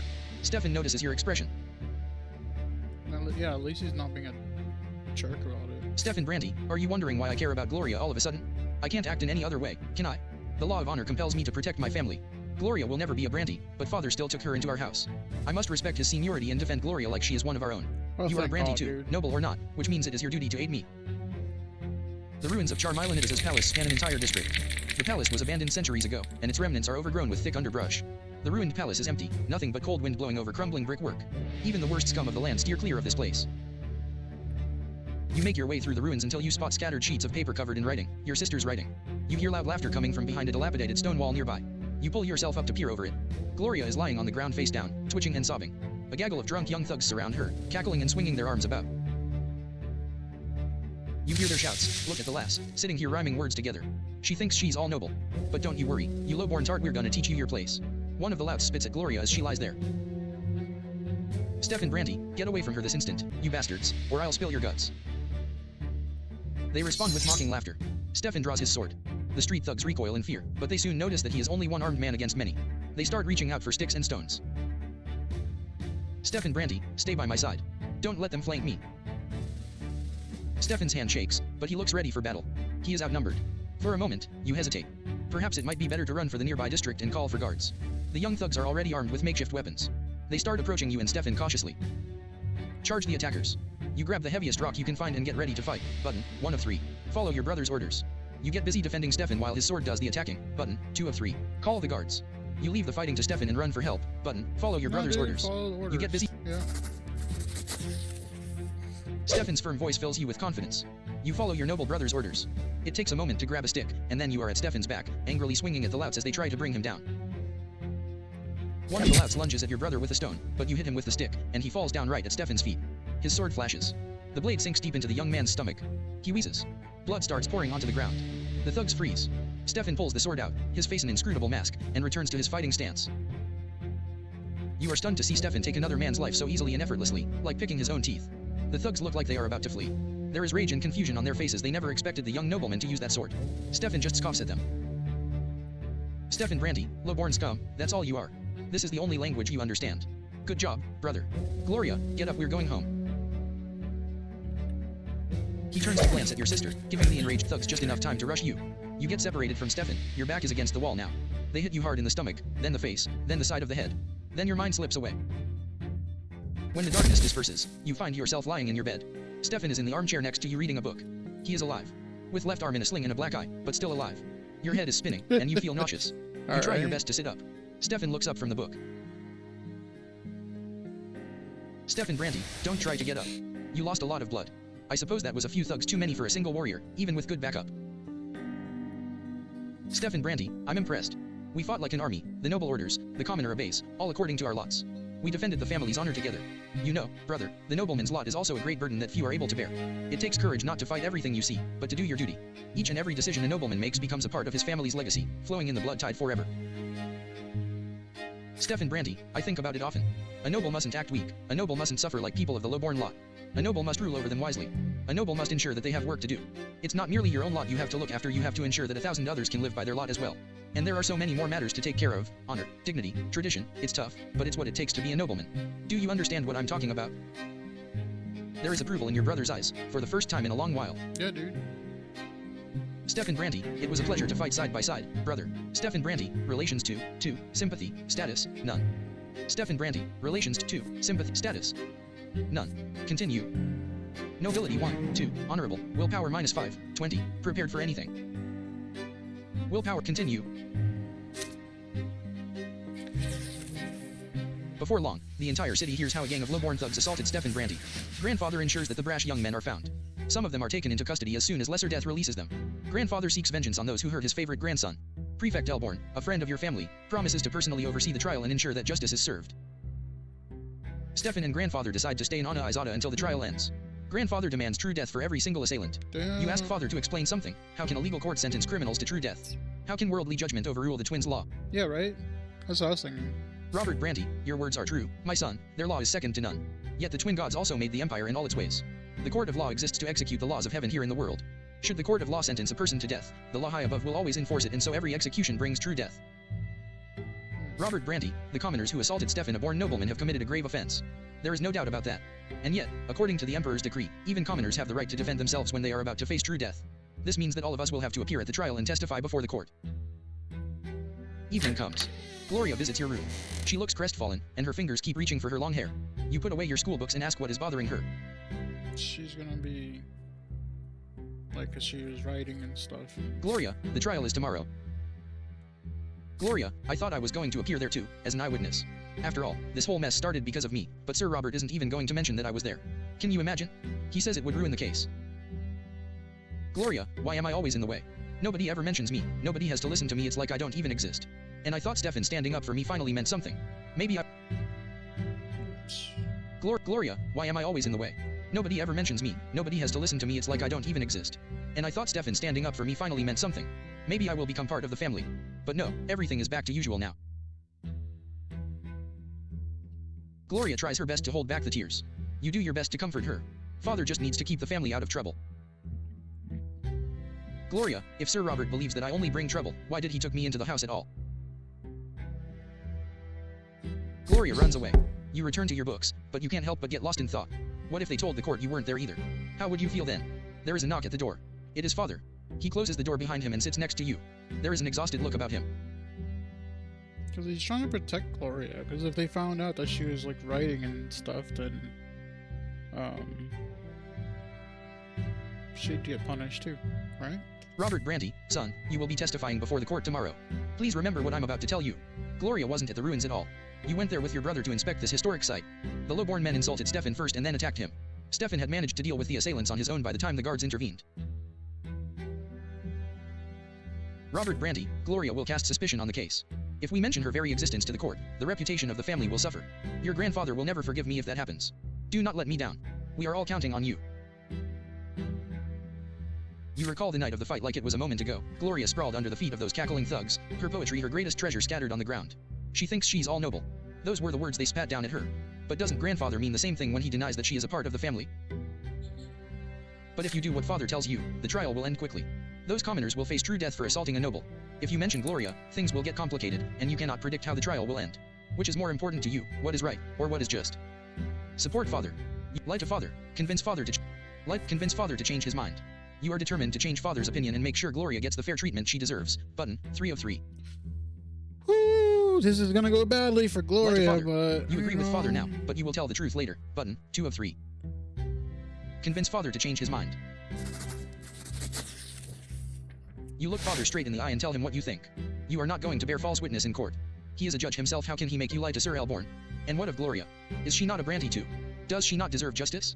Or maybe grandfather is right, and she is just a freeloader who deserves nothing but shame. If so, then how come father agreed to take her into his home and under his protection? Saying this to father is tough. Deep inside, you pray he hears no weakness in your voice and sees no blood rushing to your cheeks. But it seems he is listening to you intently. The wrinkles on his forehead grow deeper as his fingers stammer out a staccato against the armrest. Robert Brante, this is going to be tough, son. But you're right, you are right. I took Gloria into my home, and so I must protect her like my own daughter. This was my decision, and I must stand by it. I will speak with Stefan in the morning. Now I pray your grandfather never hears of my change of heart. Yo, he's totally gonna hear about it, and he's gonna be so mad. The day comes. The trial takes place in the lesser hall of the city prefecture. Sir Elborn himself presides as the judge. You are the first to testify to the court. You tell the court the truth about that night. How the thugs humiliated Gloria, how Stefan and you came to help her, and how Stefan defended his half-sister. Out of the corner of your eye you watch grandfather's face grow red, yet he remains silent. There are confused whispers in the hall. The commoners on trial cry out, it's the truth. Gloria was reciting poetry, and they simply told her she was defying her lot. The situation has changed. By this account, Stefan was not acting in defense of himself or another. He merely assaulted them first in order to retaliate against those who had insulted his half-sister. You spread your feet to stand firm and inhale before you speak next. You ask the hall, is it not a nobleman's duty to honor his family name? Gloria does not have the Brante name. But your father took her into his home. Therefore, it was Stefan's duty to protect her as he would have protected any of you. Contemptuous chuckles rush through the courtroom. You have just reminded the city of father's shameful second marriage. Stefan is to testify next. He reluctantly confirms your testimony, glancing at father and grandfather all the while. His arm in the sling is his main argument. Stefan wanted the commoners to stop insulting Gloria, yet in the end the commoners were the first to assault him. After a short recess, Sir Elborn returns and rises to deliver his sentence. Augustin Elborn, the court of Ana Izada finds you guilty of assaulting Stefan L. Brante, a nobleman who stood in defense of the honor of Gloria, a member of his household. All 4 defendants are sentenced to true death by hanging. There is no wind, but you feel a gust sweep through the hall. The defendants turn pale. Their mothers are bawling and crying. Everybody in the court feels the dreadful power of the law, and it is stern and just. That very power has been invoked by this sentence, and by that very sentence the lives of the 4 young men are literally forfeit for all eternity. The gallows await. Stefan stands in the front row. Father stands next to him. The wood creaks. The trapdoors open under the young men's feet. They dangle in the air, wheezing and reaching out for support with their feet in their final moments. Grandfather's silence ends at home. He screams at you and father, at Stefan, and Gloria, this trial is a disgrace. His screams are punctuated by the thudding of his walking stick against the floor. Father says they had to defend their family. It would have truly been a disgrace if they had shirked their responsibilities. Stefan excuses himself to bandage his arm in order to stay out of the argument. Gloria is quiet, but glowing. You stay quiet too. It is all over now. Yeah, dude, because it lends power or legitimacy to Gloria. They're like, just because she's lowborn, whatever, you still assaulted her, and a nobleman can defend someone who's not a noble but is in their house. So like, yeah, it gives them legitimacy. The grandfather. It is all over now. Nobody bullies Gloria on the streets anymore. Those 4 commoners are dead forever. Their families were taught a cruel lesson, so will it be with anyone who dares to raise his hand against a nobleman. Gregor Brante, relations -1, -2. I literally thought that Gloria was going to get in trouble for writing the poetry. Gregor Brante, relations -1, -2. Distaste. Yeah, he doesn't like Continue. him, but I don't like him. Reputation -1, 2. Tarnished honor. Unity 1, 7. Peace. Unity 1, 7. Peace. Okay, so we're back to unity. Reputation -1, 2. Tarnished honor. -2, whatever. You dude. continue, Who but cares, dude? nobility 1, 3. Honorable. Spirituality 1, 4. Soulful. Willpower -5, 15. Full of power. Soulful. Okay. Willpower. Continue. Let's go. An adult question. This event is a consequence of your previous actions. Conditions met. Spirituality at least 4. Continue, button. An adult question. The day is sunny, scorching, and hot. You are sitting in the yard, in the shade of a tree, studying books about the twins' great descent. You hear shy, quiet steps. There is no need to look back, you know from the sound that it is Nathan. Your younger brother also sits in the shade of the tree, yet he is quiet. He is not tugging at your clothes this time. That is unusual. He is just sitting by your side, breathing loudly. You tear yourself away from the book and look at your brother. Nathan is deep in thought. He seems uneasy. His is fidgeting with the symbol of the twins across inside a circle, the lash bound around the sword. It is Nathan's pendant. He wears it all the time, but not today. The silence wears on. Nathan takes a deep breath, like he is about to speak, but he does not. His face grows even grimmer. He looks unusually hurt and bitter. At last, Nathan gathers his courage. He takes another deep breath. His eyes narrow. His hand clutches the encircled cross. Nathan Brante, tell me, Jimothy, the twins, they hate me, don't they?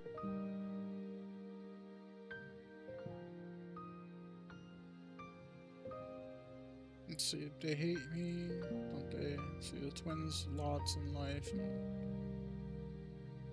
why would they hate you? Where's he coming from? Maybe because he was born from his mother and that causes an issue? I don't know though. Nathan's voice is quiet, yet firm. The world falls silent around you, not even a gust of wind can be heard. It is as if everything is waiting for your answer. You look at your brother again, confused. Nathan, the youngest brother, the most unassuming child, he is quiet, obedient, and thoughtful. He has been your responsibility almost since his birth, yet he has never been a burden. Father was always aloof around him, and mother was too tired to even smile. Even grandfather seemed to avoid Nathan with his scorn. He just treated your little brother like a piece of trash. He never called him by name and always winced at the sight of him, perhaps because he looks so much like mother. That makes sense. But is it true that the twin gods had no love for your little brother? Surely the twins have enough even for little Nathan, do they not? Yeah, dude. Nathan was born a commoner, like you. His lot is suffering. Everyone is tested by the twins before their true death. No one can expect mercy along their path. He was born the youngest child in your family, that is his trial. Should Nathan persevere and bear the burden he was dealt, he shall yet reach the peak of the pillar when his time runs out. There is hope in Nathan's eyes as he looks at you. Guiding others in matters of faith is the clergy's lot. You are no priest, yet you cannot stay quiet. You see his pain, you see his trepidation, and so you will tell him what you think. What you are about to say may be a turning point in his life. Dispel Nathan's fears. The twins are love for all that exists. Button, 1 of 2. Confirm Nathan's fears. Your brother is right. The twins are stern and ruthless. Button, 2 of 2. Dude, this is such an easy one. Dispel Nathan's fears. The twins are love for all that exists. Button, 1 of 2. Yeah, dude, that's all we felt when we went. Like, or when they died. Just like the love and whatever. So. Dispel Nathan's fears. The twins are love for all. Dispel. You tell your brother that the twins are more than just law and will, they are also love. So writes Azadius, the disciple of the elder, and so says mother. And both you and him were brought into this world through their providence.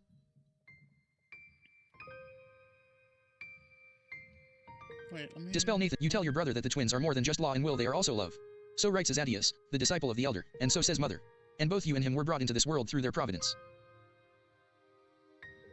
Who the heck? Dispel. You tell your brother that the twins are more than just law and will, they are also love.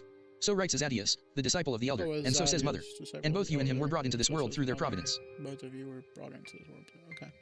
Yeah, dude. It is true that their love is quite unlike the love humans have for one another. They cannot forgive others unconditionally, like mother or father would. Your parents love you no matter what, but they are unlike them. And yet the twins bear no hatred, for they descended to our world and granted us knowledge of how to live. And this is a great treasure indeed. The twins put us all to the test with the hardships they send. They watch how we follow our lots. And if Nathan suffers and feels no love from them, then that means they believe in him and know he will endure this suffering. They know he will humbly accept it and let it pass through him, let it purify him. This is the manifestation of their love. Nathan hangs on your every word. The despair fades from his face, he is smiling. He puts the chain with the encircled cross back around his neck again and hugs you gratefully. Nathan Brante, so they do love me, thank you. You've helped me hold on to my faith.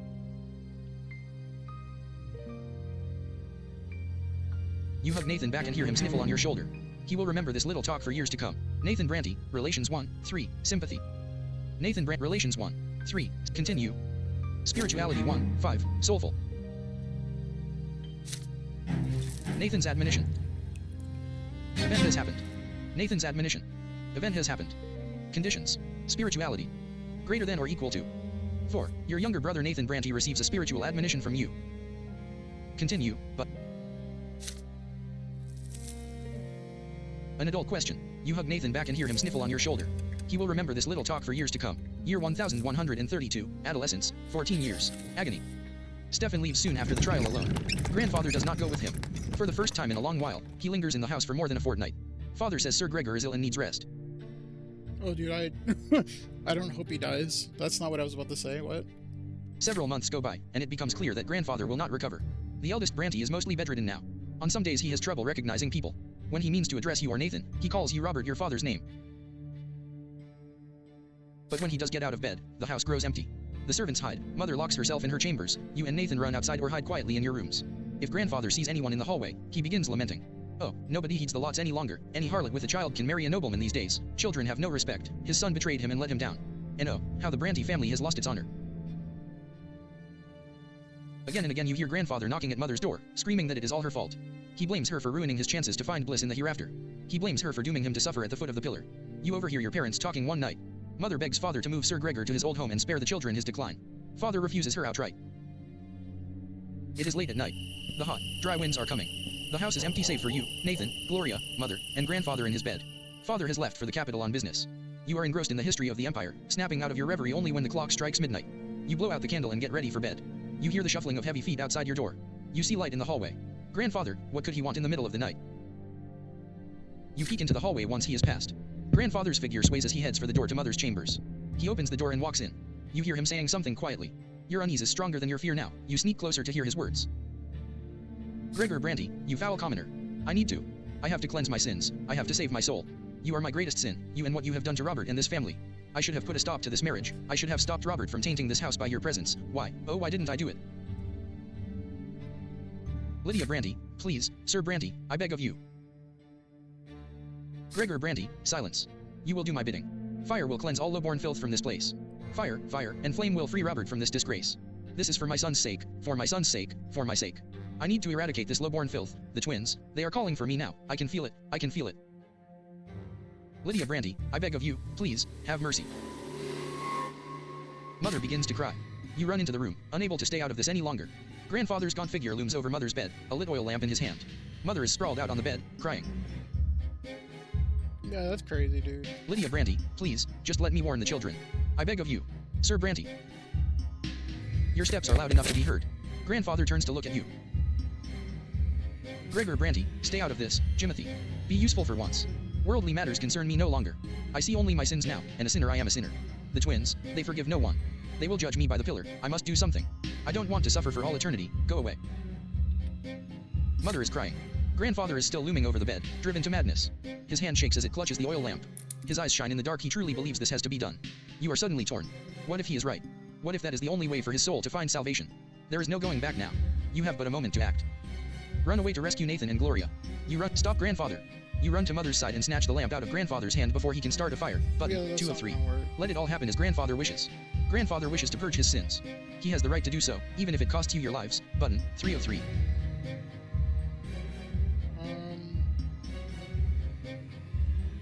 Stop. Run away to rescue Nathan and Gloria. You run away to wake up your siblings and rescue them from what is to come. Button 1 of 3. I mean, that's what the mother wants, us to rescue the kids. Stop, grandfather. I don't think you run to mother's stopping side and snatch the lamp out of grandfather's hand before he can start a fire. Button 2 of 3.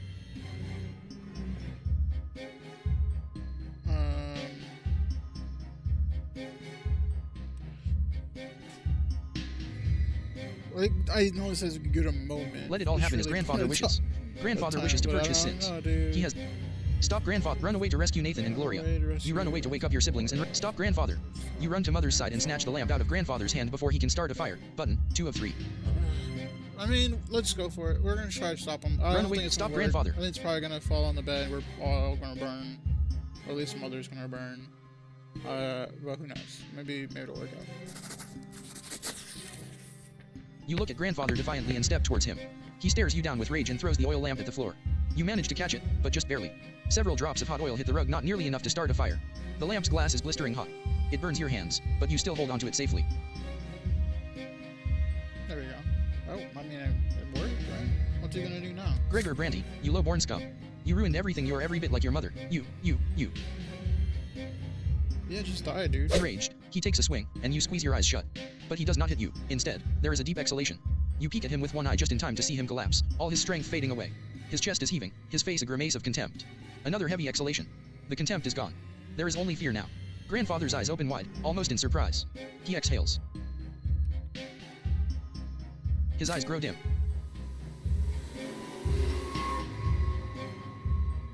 Okay, I almost did not try to stop. Mother is there, whispering a prayer. She is shaking violently. You put the oil lamp gently on the bedside table and call for the servants. They carry the body away.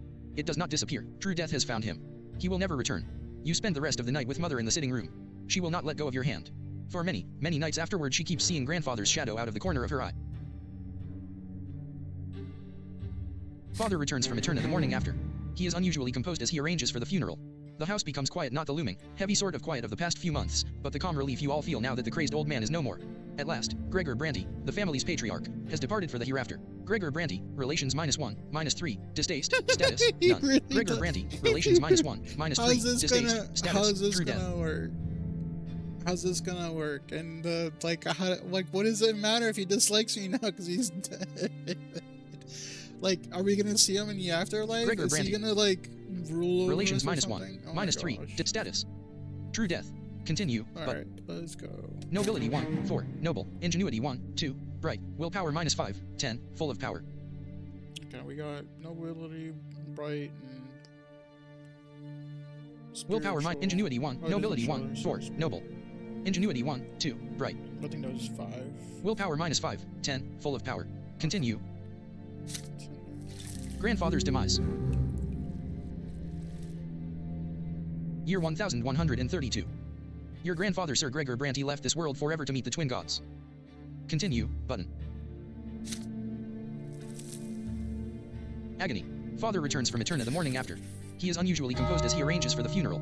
The house becomes quiet, not the looming, heavy sort of quiet of the past few months, but the calm relief you all feel now that the crazed old man is no more. At last, Gregor Brante, the family's patriarch, has departed for the hereafter. The night of grandfather's death shook your family to the core. Yet no matter how it happened, your grandfather, Gregor Brante, is dead and will never return. He was a fearful shadow looming over the rest of the family, the Brante patriarch exerting his influence on all the lives below him, and all of you will remember him forever. Yeah. Father is the new patriarch of the family now, yet he still cannot bring himself to sit at the head of the table where Sir Gregor used to preside. Stefan locks himself away in grandfather's bedroom every day. He will not talk to anyone. Gloria and Nathan still jump at every sound that so much as resembles the knocking of his walking stick. Mother spends all day in prayer at the temple. And yet the house has become calm and quiet with his passing. But there is one more thing that must be done, the final farewell. It weighs heavily upon your soul. The day comes to pay your final respects. Father goes to the tomb alone save for Stefan, Nathan, and you. Mother and Gloria stay at home. Only nobles or those who may become nobles may join this ritual. There is a solemn silence as you walk to the crypt. Father is the one who breaks this silence when you finally reach the door of the family crypt. Robert Brante, your grandfather built this crypt. And now he will be the first Brante to remain here in body forever, the first ever noble in our family. Robert Brante, it is now our duty to hold to the sacrament of flowing blood for Sir Gregor. We will honor his legacy and join him as the founder of the noble Brante dynasty. Stefan perks up at Father's words. His hands still clutch grandfather's sword. Tradition decrees that it must remain in the niche above the owner's sarcophagus. Nathan, on the other hand, looks even more frightened now. Stairs carved of white stone lead you downward. Deep in the gloom of the crypt, atop a pedestal, you see the sarcophagus that holds grandfather's body. Father takes a moment to compose himself before paying his final respects. Robert Brante, Gregor Brante, my father, brought our family into nobility through his unshakable will. He was a judge and a loyal servant to the empire. He lived his life as if he had been born a noble, and he never strayed from the path he had chosen. He sought to make the Brante family ennobled by the sword so that our children's children might be of noble birth. Robert Brante, the twins know I abided by my father's words all my life even if I could not obey him every time. Father lets of a bitter chuckle as he says this. Stefan glares at father, then turns to glare at Nathan and you. After all, the two of you were born of father's shameful decision to marry a commoner. Robert Brante, all of you remember his disastrous passing. He did not die the true death he deserved. Yet we all must know that he fought for the future he believed in, to the very end. And he would be proud to see his family bid him farewell with this sacrament of the nobility. Stefan still glares at father sullenly. His fingers remain clutched around grandfather's sword. Nathan barely pays attention to the words. He looks around with unease, his arms folded across his chest. Father reaches into his jacket and pulls out a slender dagger, thin and sharp. He takes off his gloves. Robert Brante, watch me carefully, my sons. Make a small cut on the palm of your hand and let your blood flow into this duct on the wall of the crypt. It will join your grandfather's blood here and flow forever. Then ancestor and progeny will become as one. Robert Brante, we shall enter our family's blood tide and receive grandfather's final blessing, for his blood flows first in our blood tide. He will respond to you. You are part of him, and he is part of you. With a quick motion, father slices his hand and holds the bleeding cut above a small opening in the wall. Then he hands the dagger to Stefan. Stefan cuts his hand without hesitation and does as father did. You receive the dagger next. The dagger's handle feels warm. You hesitate for a moment as you look at the palm of your hand. If you participate in this ritual, you will enter the Brante blood tide, you, a low-born child, a child who is still a commoner. Are you ready to claim your legacy as a descendant of the nobleman Gregor Brante? The eyes of your father and brothers are upon you. Nathan, the youngest brother, will follow your example. You can be certain of this. Give the dagger back. You refuse to participate in the ritual after all. You do not bear the nobleman's lot. Button, 1 of 3. Bleed. You still recall your first sacrament and how you defied the lash. You are Gregor Brante's grandson and so you deserve to enter his blood tide. Button, unavailable, requires, 2 of 3. Ask for grandfather's blessing. Before you dare enter his blood tide, you ask grandfather's spirit for his blessing. Button, unavailable, 3 of 3. Bleed. Give the dagger back. You refuse to participate in the ritual after all. You do not bear the nobleman's lot. Button, 1 of 3. Are you ready to claim your give the dagger back? You return the dagger to father and say you cannot participate in the ritual. You are a commoner, and your back bears the mark of the lash. Grandfather would never have let you honor his name as a nobleman. Nathan nods in agreement. You do not deserve this honor. Father furrows his brow and shakes his head. Robert, Brante, Stefan, help me close the lid of the sarcophagus. And remember to ask for grandfather for his blessing. And as for you two, it seems you weren't ready to walk the nobleman's path after all. You're right, son, your grandfather would never have allowed it. The lid of the sarcophagus falls into place with a heavy, resonant thud. Then, suddenly, you all freeze as each of you hears your late grandfather speak to you. His voice is loud as it rings in the depths of the crypt, and yet he speaks to each of you separately. Gregor, Brante, foul blood weakling. I knew you never had it in you to rise above the mission. You have not a drop. Jeez, hold on. The lid of the Gregor, Brante, foul blood weakling. I knew you never had it in you to rise above your meager birth, Jimothy. You have not a drop of nobility in you, and your pathetic little brother is the same. You are a taint upon my flesh and blood. Be gone from my crypt. Rude, dude. Your legs carry out of the crypt of their own accord. Out of that stuffy crypt. You can finally breathe again. You hear slow footsteps behind you. You turn around and meet Nathan's gaze. Nathan, Brante, you did the right thing. If it weren't for you, I'd have done what father told us. Grandfather said I should stay away from his legacy, said it'll do me no good if I try to follow in his footsteps. How's that for words of guidance, eh? Nathan sighs as he embraces you. Father and Stefan leave the crypt much later and walk to the carriage without a word. You and Nathan humbly follow behind them. Robert, Brante, relations -1, 2, sympathy. Robert, Brante, relation 2, continue. Nathan, Brante, relations 1, 4, affection. Willpower 5, 15, full of power.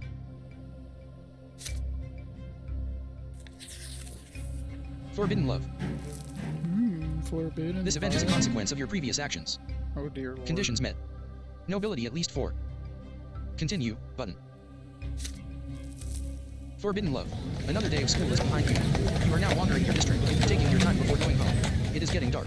Soon you are walking past the splendid mansion. Hold on, let's go back. So he's right. Forbidden. Another day of school is behind you. You are now wandering your district, taking your time before going home. It is getting dark. Soon you are walking past the splendid mansion of Count El Velasco, one of Magra's richest landlords. You hear a familiar voice from the other side of the iron fence. It is Stefan's voice. It is followed by the sound of a young lady laughing. Uh-oh. Well, I mean, that's not bad, right? Unless it's a servant. You peek through the fence and into the mansion's garden, and indeed, there you see your elder brother, dressed like he is going to meet the emperor himself. He is currently busy helping a pretty young lady out of the window. She locks him in an emotional embrace. You recognize her, Maria El Velasco, Count El Velasco's daughter. And as the whole city knows, she is already betrothed to another young nobleman from a far more illustrious family. Stefan, Brante, oh Maria, I thought I would help you come down to earth from your heavenly abode, but your very touch brings me to the heavens. Wow, dude. He picks the Count's daughter up and holds her in the air. She laughs, almost imperceptibly, and kisses him on the cheek. But then Stefan takes her by the chin and turns her to face him. Their lips join in a kiss. A flurry of emotion washes over you as you watch it happen. Naughty, naughty. Stefan is putting the reputation of his entire family at risk. Acting so frivolously with the Count's daughter may turn the Count's influence against all the Brants, and yet Stefan always speaks so highly of noble bearing, and composure, and family honor. Stefan's face is glowing with joy. Your older brother, he is happy, truly happy. You have never seen Stefan like this as his arms hold the Count's daughter in a tender embrace, so gently, as though he fears to hurt her. And Maria reciprocates his feelings. Must you really rob them of their secret joy?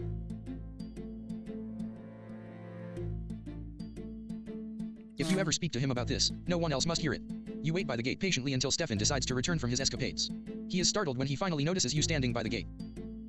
Remind him what a nobleman's honor means. If Stefan keeps acting like this, he will bring disgrace upon the entire family. Button, 1 of 2. Aid Stefan in his cause. You promise you will keep brother's secret. Button, 2 of 2.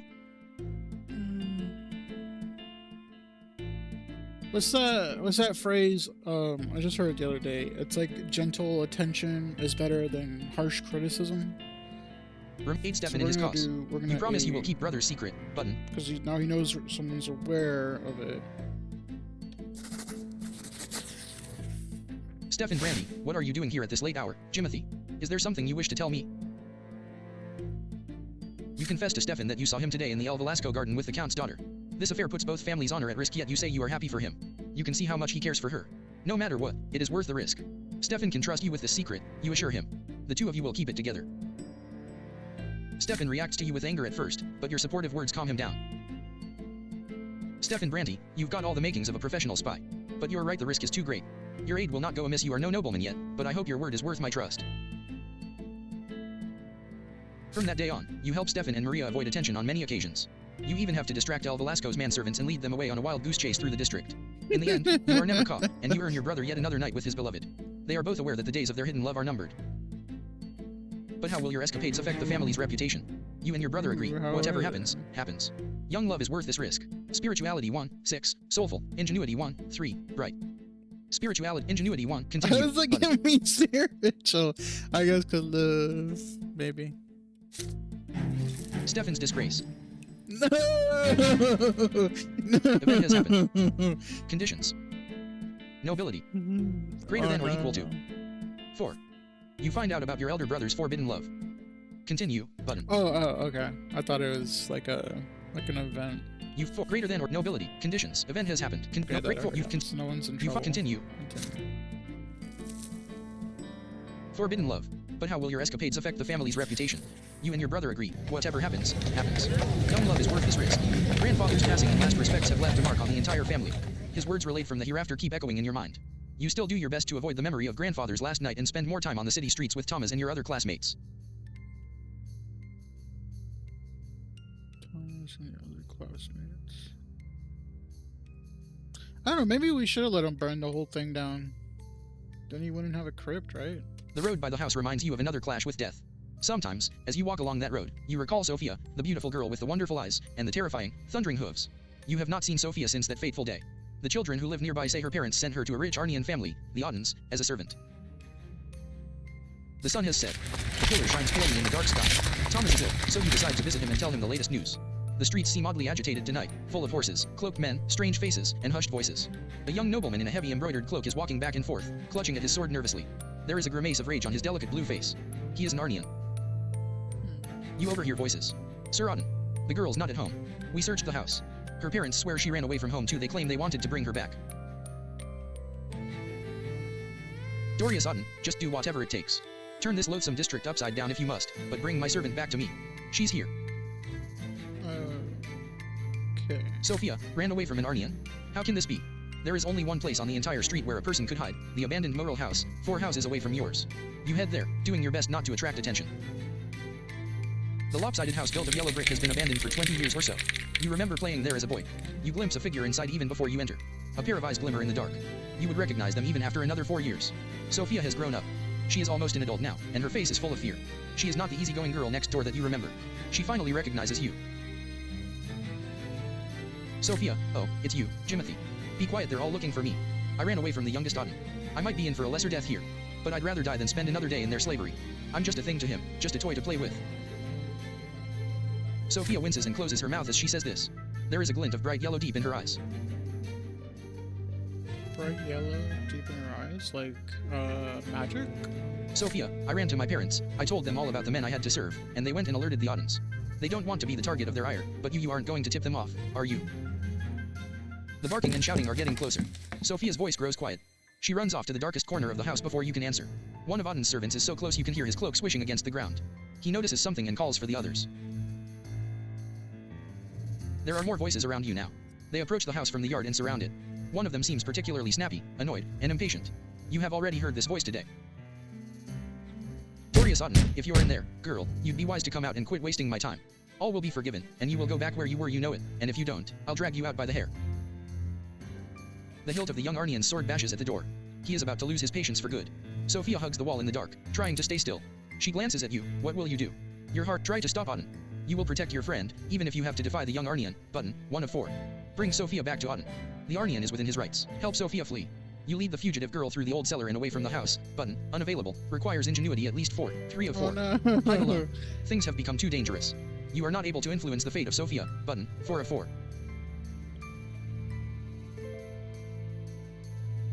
Help bring Sophia back to Auden. The Arnian is within his rights. You will render him a service if you help him capture her. Button, unavailable. Requires Sophia experience death. 2 of 4. Try to stop Auden. You will protect your friend, even if you have to defy the young Arnian. Button, 1 of 4. Oh, this is gonna go badly.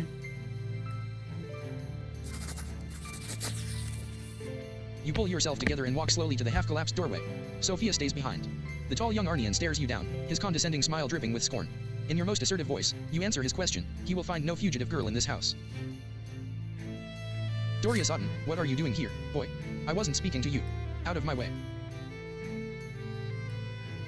Auden needs no permission to enter, so he steps inside. You stand in his way. You have already assured the young Arnian there is no one else inside. You have done him a great service. What makes him doubt your words? Dorius Auden, why, you lowlife? How dare you stand in an Arnian's way? You must have lives to spare. Auden backhands you with immense strength, enough to send you flying. The Arnian draws his sword. It rises into the air. But then one of his men shouts, "Sir, there she is." The Arnian turns around and briskly walks away. Sophia used your distraction to climb out the window in the back. You jump to your feet and escape the house in the same way. Sophia's slight silhouette is gaining distance far ahead. One of Auden's men is chasing her down, ready to catch her at any moment. But then, something unbelievable happens. Sophia lets out a dreadful scream, and the air around her sizzles with golden sparks. Auden's man falls to the ground, dropping his head. Sophia freezes for a second, as though uncertain of what she just did. What was that? Magic. Auden screams at her right next to you. Dorius Auden, so that's how it is, eh? The wench is a witch. Seize her. Magic? Sophia is a witch. Sophia's silhouette disappears down an alleyway. Auden's men give her chase, but they will never find her in the dark, sprawling district. You watch her go. Will you ever see her again? The runaway girl becomes the talk of your district for an entire week. You overhear that Sophia managed to flee the city. The Audens are furious. After this sudden appearance, she disappears from your life once more. You will not see her again until much, much later. Sophia, relations 1, 2, sympathy, status, none. Sophia, relations 1, 2, sympathy, I literally status, thought he was trusting. gonna kill us, dude. Sophia, relate 2, status, trusting, continue. Alright, continue. Year 1133, adolescence, 15 years. The last night. Year 1133, summer. The bloodstained sermon. You are about to turn 15. Just one step away from adulthood. Mother is acting anxious at dinner today, barely touching her food. You exchange glances with Gloria. She carefully tells you that she wants to go to the tailor. Mother shudders, and her hands clench into fists. Lydia Brante, no. Don't you dare leave home today, I forbid it. That dirty heretic Fotis is preaching his lies under the silver tree today. Twins willing, I don't want you to hear any of that.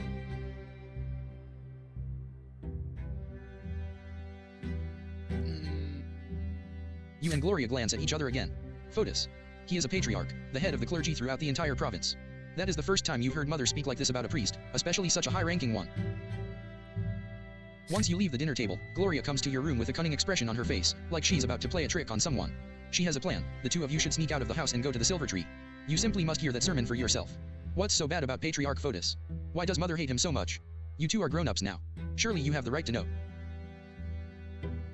You agree with your sister. Together you sneak out from under your mother's watchful eye and hurry to the silver tree. The temple block is full of people from all ranks and estate. There is barely enough room for you to squeeze through the crowd. The crowd has gathered around the very roots of the tree. Gloria suggests that you climb up to the roof of a nearby building so you can hear and see everything better. And not a moment too soon. From the roof you see a tall, silver-haired priest step onto the platform by the tree, dressed in the common black robe that looks far beneath his rank. Yet he stands like a noble before the crowd. Behind his back is a banner flapping in the wind, the open book. This is the symbol of the new faith, the crowd whispers. The patriarch holds his hands up to the sky, and the entire temple block grows quiet. He begins his sermon, his vibrant voice rolling across the square. Fotis speaks of a great mistake. Let's see what he says, man. Patriarch Fotis, we entrusted ourselves to the lots as the only way to fulfill divine providence in this world. But for all these years the will of the twins has been interpreted for us by a single man, Prophet Azadius. The twins are ever watching from atop the shining pillar. Of this we have no doubt. But how can we so blindly believe that we truly follow their will by following the lots? Patriarch Fotis, have we not seen the three lots of Azadius fail again and again to answer the question of how we ought to live our lives? Have we not seen people change their lot in life again and again without being smitten by divine wrath? Every person born, whether human or Arnian, lowborn or noble, must find their lot and their way to the gods on their own. Yeah, dude. Patriarch Fotis, from now on we will seek the gods in the accounts of their own lives, in their own acts in this world, and in their own words as they echo within us. And, as we heed the voice of the twins within, we will each find their path for us on our own. The crowd at the silver tree listens to the patriarch's speech in stunned silence. You glance at your sister. Her eyes glisten with tears as she hears Fotis' words. Then, suddenly, a hoarse cry rises from the crowd. If there are no lots, does that mean the nobles are gonna till the fields, and the commoners are gonna bear arms? The crowd begins to murmur. The patriarch raises an arm and inhales, ready to answer. A knot figure leaps from the crowd onto the platform, a dirty beggar dressed in rags. A knife flashes in his hand. The blade slices. Blood starts spurting from Fotis' throat. He slumps over and collapses. A dark brown puddle spreads across the platform where he had stood. Gloria clutches her mouth to suppress a shriek. A few moments of stunned silence, and then the screams begin. The people are frantic. The temple guards try restore order in the crowd, but to no avail. An old woman dressed in an inquisitor's cassock tries in vain to apply pressure to the patriarch's wound. The nobles draw their swords. Dogs are barking. The crowd is pushing and shoving. Children are crying. The entire square by the tree is in chaos. From the roof you see the moment when people start trampling each other, howling, praying, shouting. Gloria tugs on your sleeve. Time to go. You climb down from the roof and run. You return home without exchanging a word. Mother has been in her room all the while, so no one noticed your absence. Gloria locks herself in her room. You do not discuss the things you have just seen. They are too frightening. But your parents discuss every little detail of the bloodstained sermon over dinner. Interesting. Robert Brante, this is unbelievable. A patriarch murdered in plain sight. The gendarmes and the Archduke's guards have searched every corner of the slums, and the murderous beggar has disappeared without a trace. I can't even imagine a more gruesome crime. Fotis has died a true death, never to return from the hereafter. Because, it probably wasn't a hobo. Nathan Brante, but how? Why can't the patriarch be reborn? He's so close to the twins. Robert Brante, such is the way of the world, my children. Once you are granted great power by the twins' will, there's no hope for you to come back, not even after the first of your deaths. Emperors, they're powerful vassals, heads of great Arnian dynasties, patriarchs of the church, none of them are destined to be reborn. Lydia Brante, Fotis is gone forever. I fear for his soul it was lost in doubt. Will the twins accept him upon the peak of the pillar? We must pray for the patriarch, children. Let us hope he managed to return to the true old faith before the moment of his passing. But there is little hope for that. Continue, button. Year 1133, summer. The Bloodstained Sermon. Year 1133, summer. The Bloodstained Sermon, Church 1, -3, Old Faith, Order -1, 6, Discontent. Church 1, Order -, continue. The last night. Tomorrow, you turn 16 according to imperial law, you will be a full adult. Your time at Sir Tibor's school has ended. You have studied enough to apply for the Imperial College and learn the judge's trade there. You are to travel to Eterna tomorrow. Your friend Thomas will go there with you to try his luck in the Imperial capital. Mother and father prepare you for the long journey. What if I don't want to be a judge? Robert Brante, remember, son, there is only one goal for you. You must become a student at the Imperial College. Your teachers dragged you through all those books for a reason. You have the knowledge and fervor to be ennobled by the mantle as I was, and as my late father was before me. And who knows, maybe one day you will be the one to write the name Brante in the blue book and ensure that your children's children will be noble by birth. Then, mother speaks to you carefully. There is worry in her eyes. Lydia Brante, but Robert, there may be another path for our son. Stefan, your firstborn, was born a noble. He will surely earn the title for the entire Brante family. Your second son bears the favor of the twins. For him, the path of the priest is a worthy calling, no less than a nobleman's sword.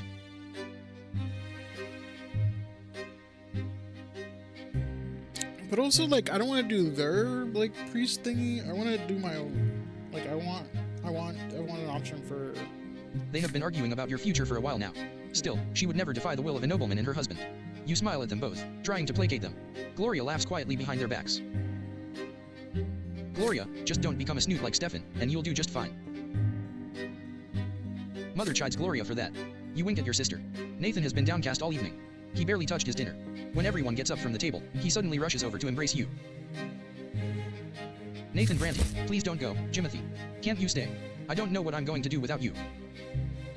You tussle his hair in response. There is no way you can stay now, you say. But when you come home, and you will come home, you'll tell him all your stories and bring him a special present from Eterna. This is it. All your lessons have been learned, all your things have been packed for the road. You will leave the family home tomorrow. Tonight is your last night at home before your departure. You walk through the rooms one last time. The sitting room, where mother used to read you fairy tales, the library, where Gloria used to spend all her time, father's study, which you entered only on special occasions, the backyard, where you taught Nathan to build towers one summer. The whole place feels so familiar, so dear to you. It feels like home. You lived here for 16 years. Will you ever return? It is getting late, everyone is already in their rooms. But you hesitate. Father, mother, Gloria, Nathan, it will be a long time before you see them again. Who will you spend your last few hours at home with? Spend the time with father. You spend the time with mother. Spend the time with Gloria. You think your sister is still awake, button, unavailable, 3 of 4.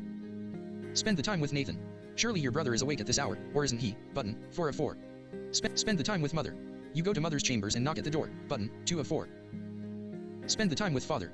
You decide to peek into father's study, button, unavailable, 1 of 4. Spend the time with Nathan. Surely your brother is awake at this hour. Spend some time with Nathan. Nathan is already in bed, snoring. You approach your brother quietly and pat him on the head. He is startled, but starts smiling with joy when he realizes it is you. Nathan Brante, hi. Hey, can we go outside? I need your help with something. You creep silently downstairs. The air outside is damp, and drops of dew glisten in the night. Nathan drags you towards the bushes. A spotted kitten looks at you from the bushes with set eyes. Aww. You see a bowl of water and some scraps of food next to it. Nathan Brante, look. He ran into our yard today. See, he's got a broken paw. We need to save the poor kitten. You pat Nathan on the head. Together you sneak the poor animal into the house and take him to the storage closet. Then you close the closet door and begin the treatment. If anyone is clumsy in your family, it is Nathan, yet his hands are unusually accurate and calm as he binds the kitten's paw. You start chatting as you treat the kitten. As you think out loud about living in the capital and working towards your goal, Nathan strokes the poor animal's wet fur. He sighs. Nathan Brante, it's tough for me, you know, thinking about being a grown-up. I'm not much of anything even now. I wish I could be like you. You sure know where you are going and who you are going to be. You shrug. Nathan Brante, no, I mean it.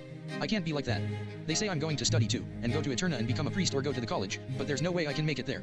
Does that mean there's nothing else out there for me? Nathan Brante, you'll be leaving soon, and I'll be all alone here. You'll write to me, I know you will. And you'll come back one day. But I'm scared I might lose my way when you're not around. You'll come back, but it'll be different. You'll be different. I'll be different too. You swear to Nathan that even if everything changes, you will always be his brother. You will always be there to offer him advice and support. And you have no doubt that he will find his way in life. It just takes time to find yourself, sometimes more than you might expect. The sun is about to rise. You should rest before the long trip, but you are not tired at all. Nevertheless, it is time for bed. Before you leave, Nathan hugs you again. Nathan Brante, please promise you'll come back, Jimothy. Nathan Brante, Relations 1, 5, affection. You swear to him that you will. You get into bed and fade away into a gentle, happy sleep. They will be waiting for you back here, no matter what. Nathan Brante, Relations 1, 5, affection. Continue, button. Willpower 10, 25, prepared for anything. Departure from home. Year 1133. You leave the family home for a long time. Your future awaits you in Eterna, the capital of the Empire. Continue, button. Alright, I think that's the end of chapter 2. The last night, you swear to him that you will. You get into bed and fade away into a gentle, happy sleep. They will be waiting for you back here, no matter what. The end of adolescence. Last night was your final night at home. The carriage is now waiting at the gate, ready to take you to the capital. The clip-clopping of the idle hooves against the cobblestones count the seconds before your departure.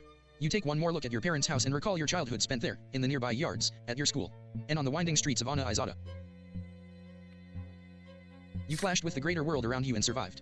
You felt the tingle of emotion for the first time. You were taught by the school and the streets. You explored the city of your birth and learned something of its past. You witnessed first-hand events that will be remembered by history for all time. All of this is yours now, forever. You saw death, lesser death followed by rebirth, and the true death that takes and never gives back. You saw death lying in wait to strike the unaware, like a beast stalking its prey. You saw grandfather's angry grimace lit by the flickering fire of the lamp, the Archduke's cavalry trampling those who stood in their way, and your older brother's bloodied sword slicing through the air. Death has followed you from a very young age. And yet you live on. You have a friend who has been by your side all these years. Thomas taught you many things, how to take a hit, how to keep your word, and how to remain true to your own self. And now Thomas is walking to the same carriage as you are with a heavy bag slung over his shoulder. Your friend will remain your companion for the time being. Yeah, let's go, dude. I like Thomas. Ahead of you is a long trip towards the capital and adulthood. For the first time, you will be away from your family and home. What awaits you in the future? Continue, button. End of chapter 2. Adolescence. Destiny, 1 of 4 important life events that had happened to you in this chapter. In this chapter. Met Thomas, occupation, year 1126. Sophia saved, personal life, year 1127. Matters of the heart, personal life, year 1129. School begins, Nathan's admonition, family, grandfather's demise, family, Stefan's disgrace, family, departure from home, personal life, personality, 2 of 4, personal qualities that you have accumulated in adolescence. Nobility 4, noble. Okay, we're nobility. Ingenuity 4, 3, bright. Ingenuity 3, Spirituality 6, soulful. 6. Personality, 3 of 4, your inner strength and the number of lesser deaths that you have experienced. These qualities will stay with you for your entire life. Willpower 25, prepared for anything. Personality, 3 of 4, your inner strength and the number of lesser deaths that you have experienced. Willpower, deaths, died once, button. Deaths, continue, button. Okay. Chapter select, 16 years, 1 of 4. Alright. Continue, 16 years, button, 1 of 4. That was a long one. Yeah, so Childhood, we'll button, unavailable. Adolescence, button, unavailable. Youth, button, unavailable, not reached, 4 of 4. And then... Adolescence, button, child, continue, 16 years, button, 1 of 4. In the next video. We'll hit the 3rd chapter in the next video, and we'll see where that takes us. Thanks for keeping up if you guys are watching. Remember to like and subscribe for more videos, and I'll see you in the next one. OBS January 2nd. OBS January.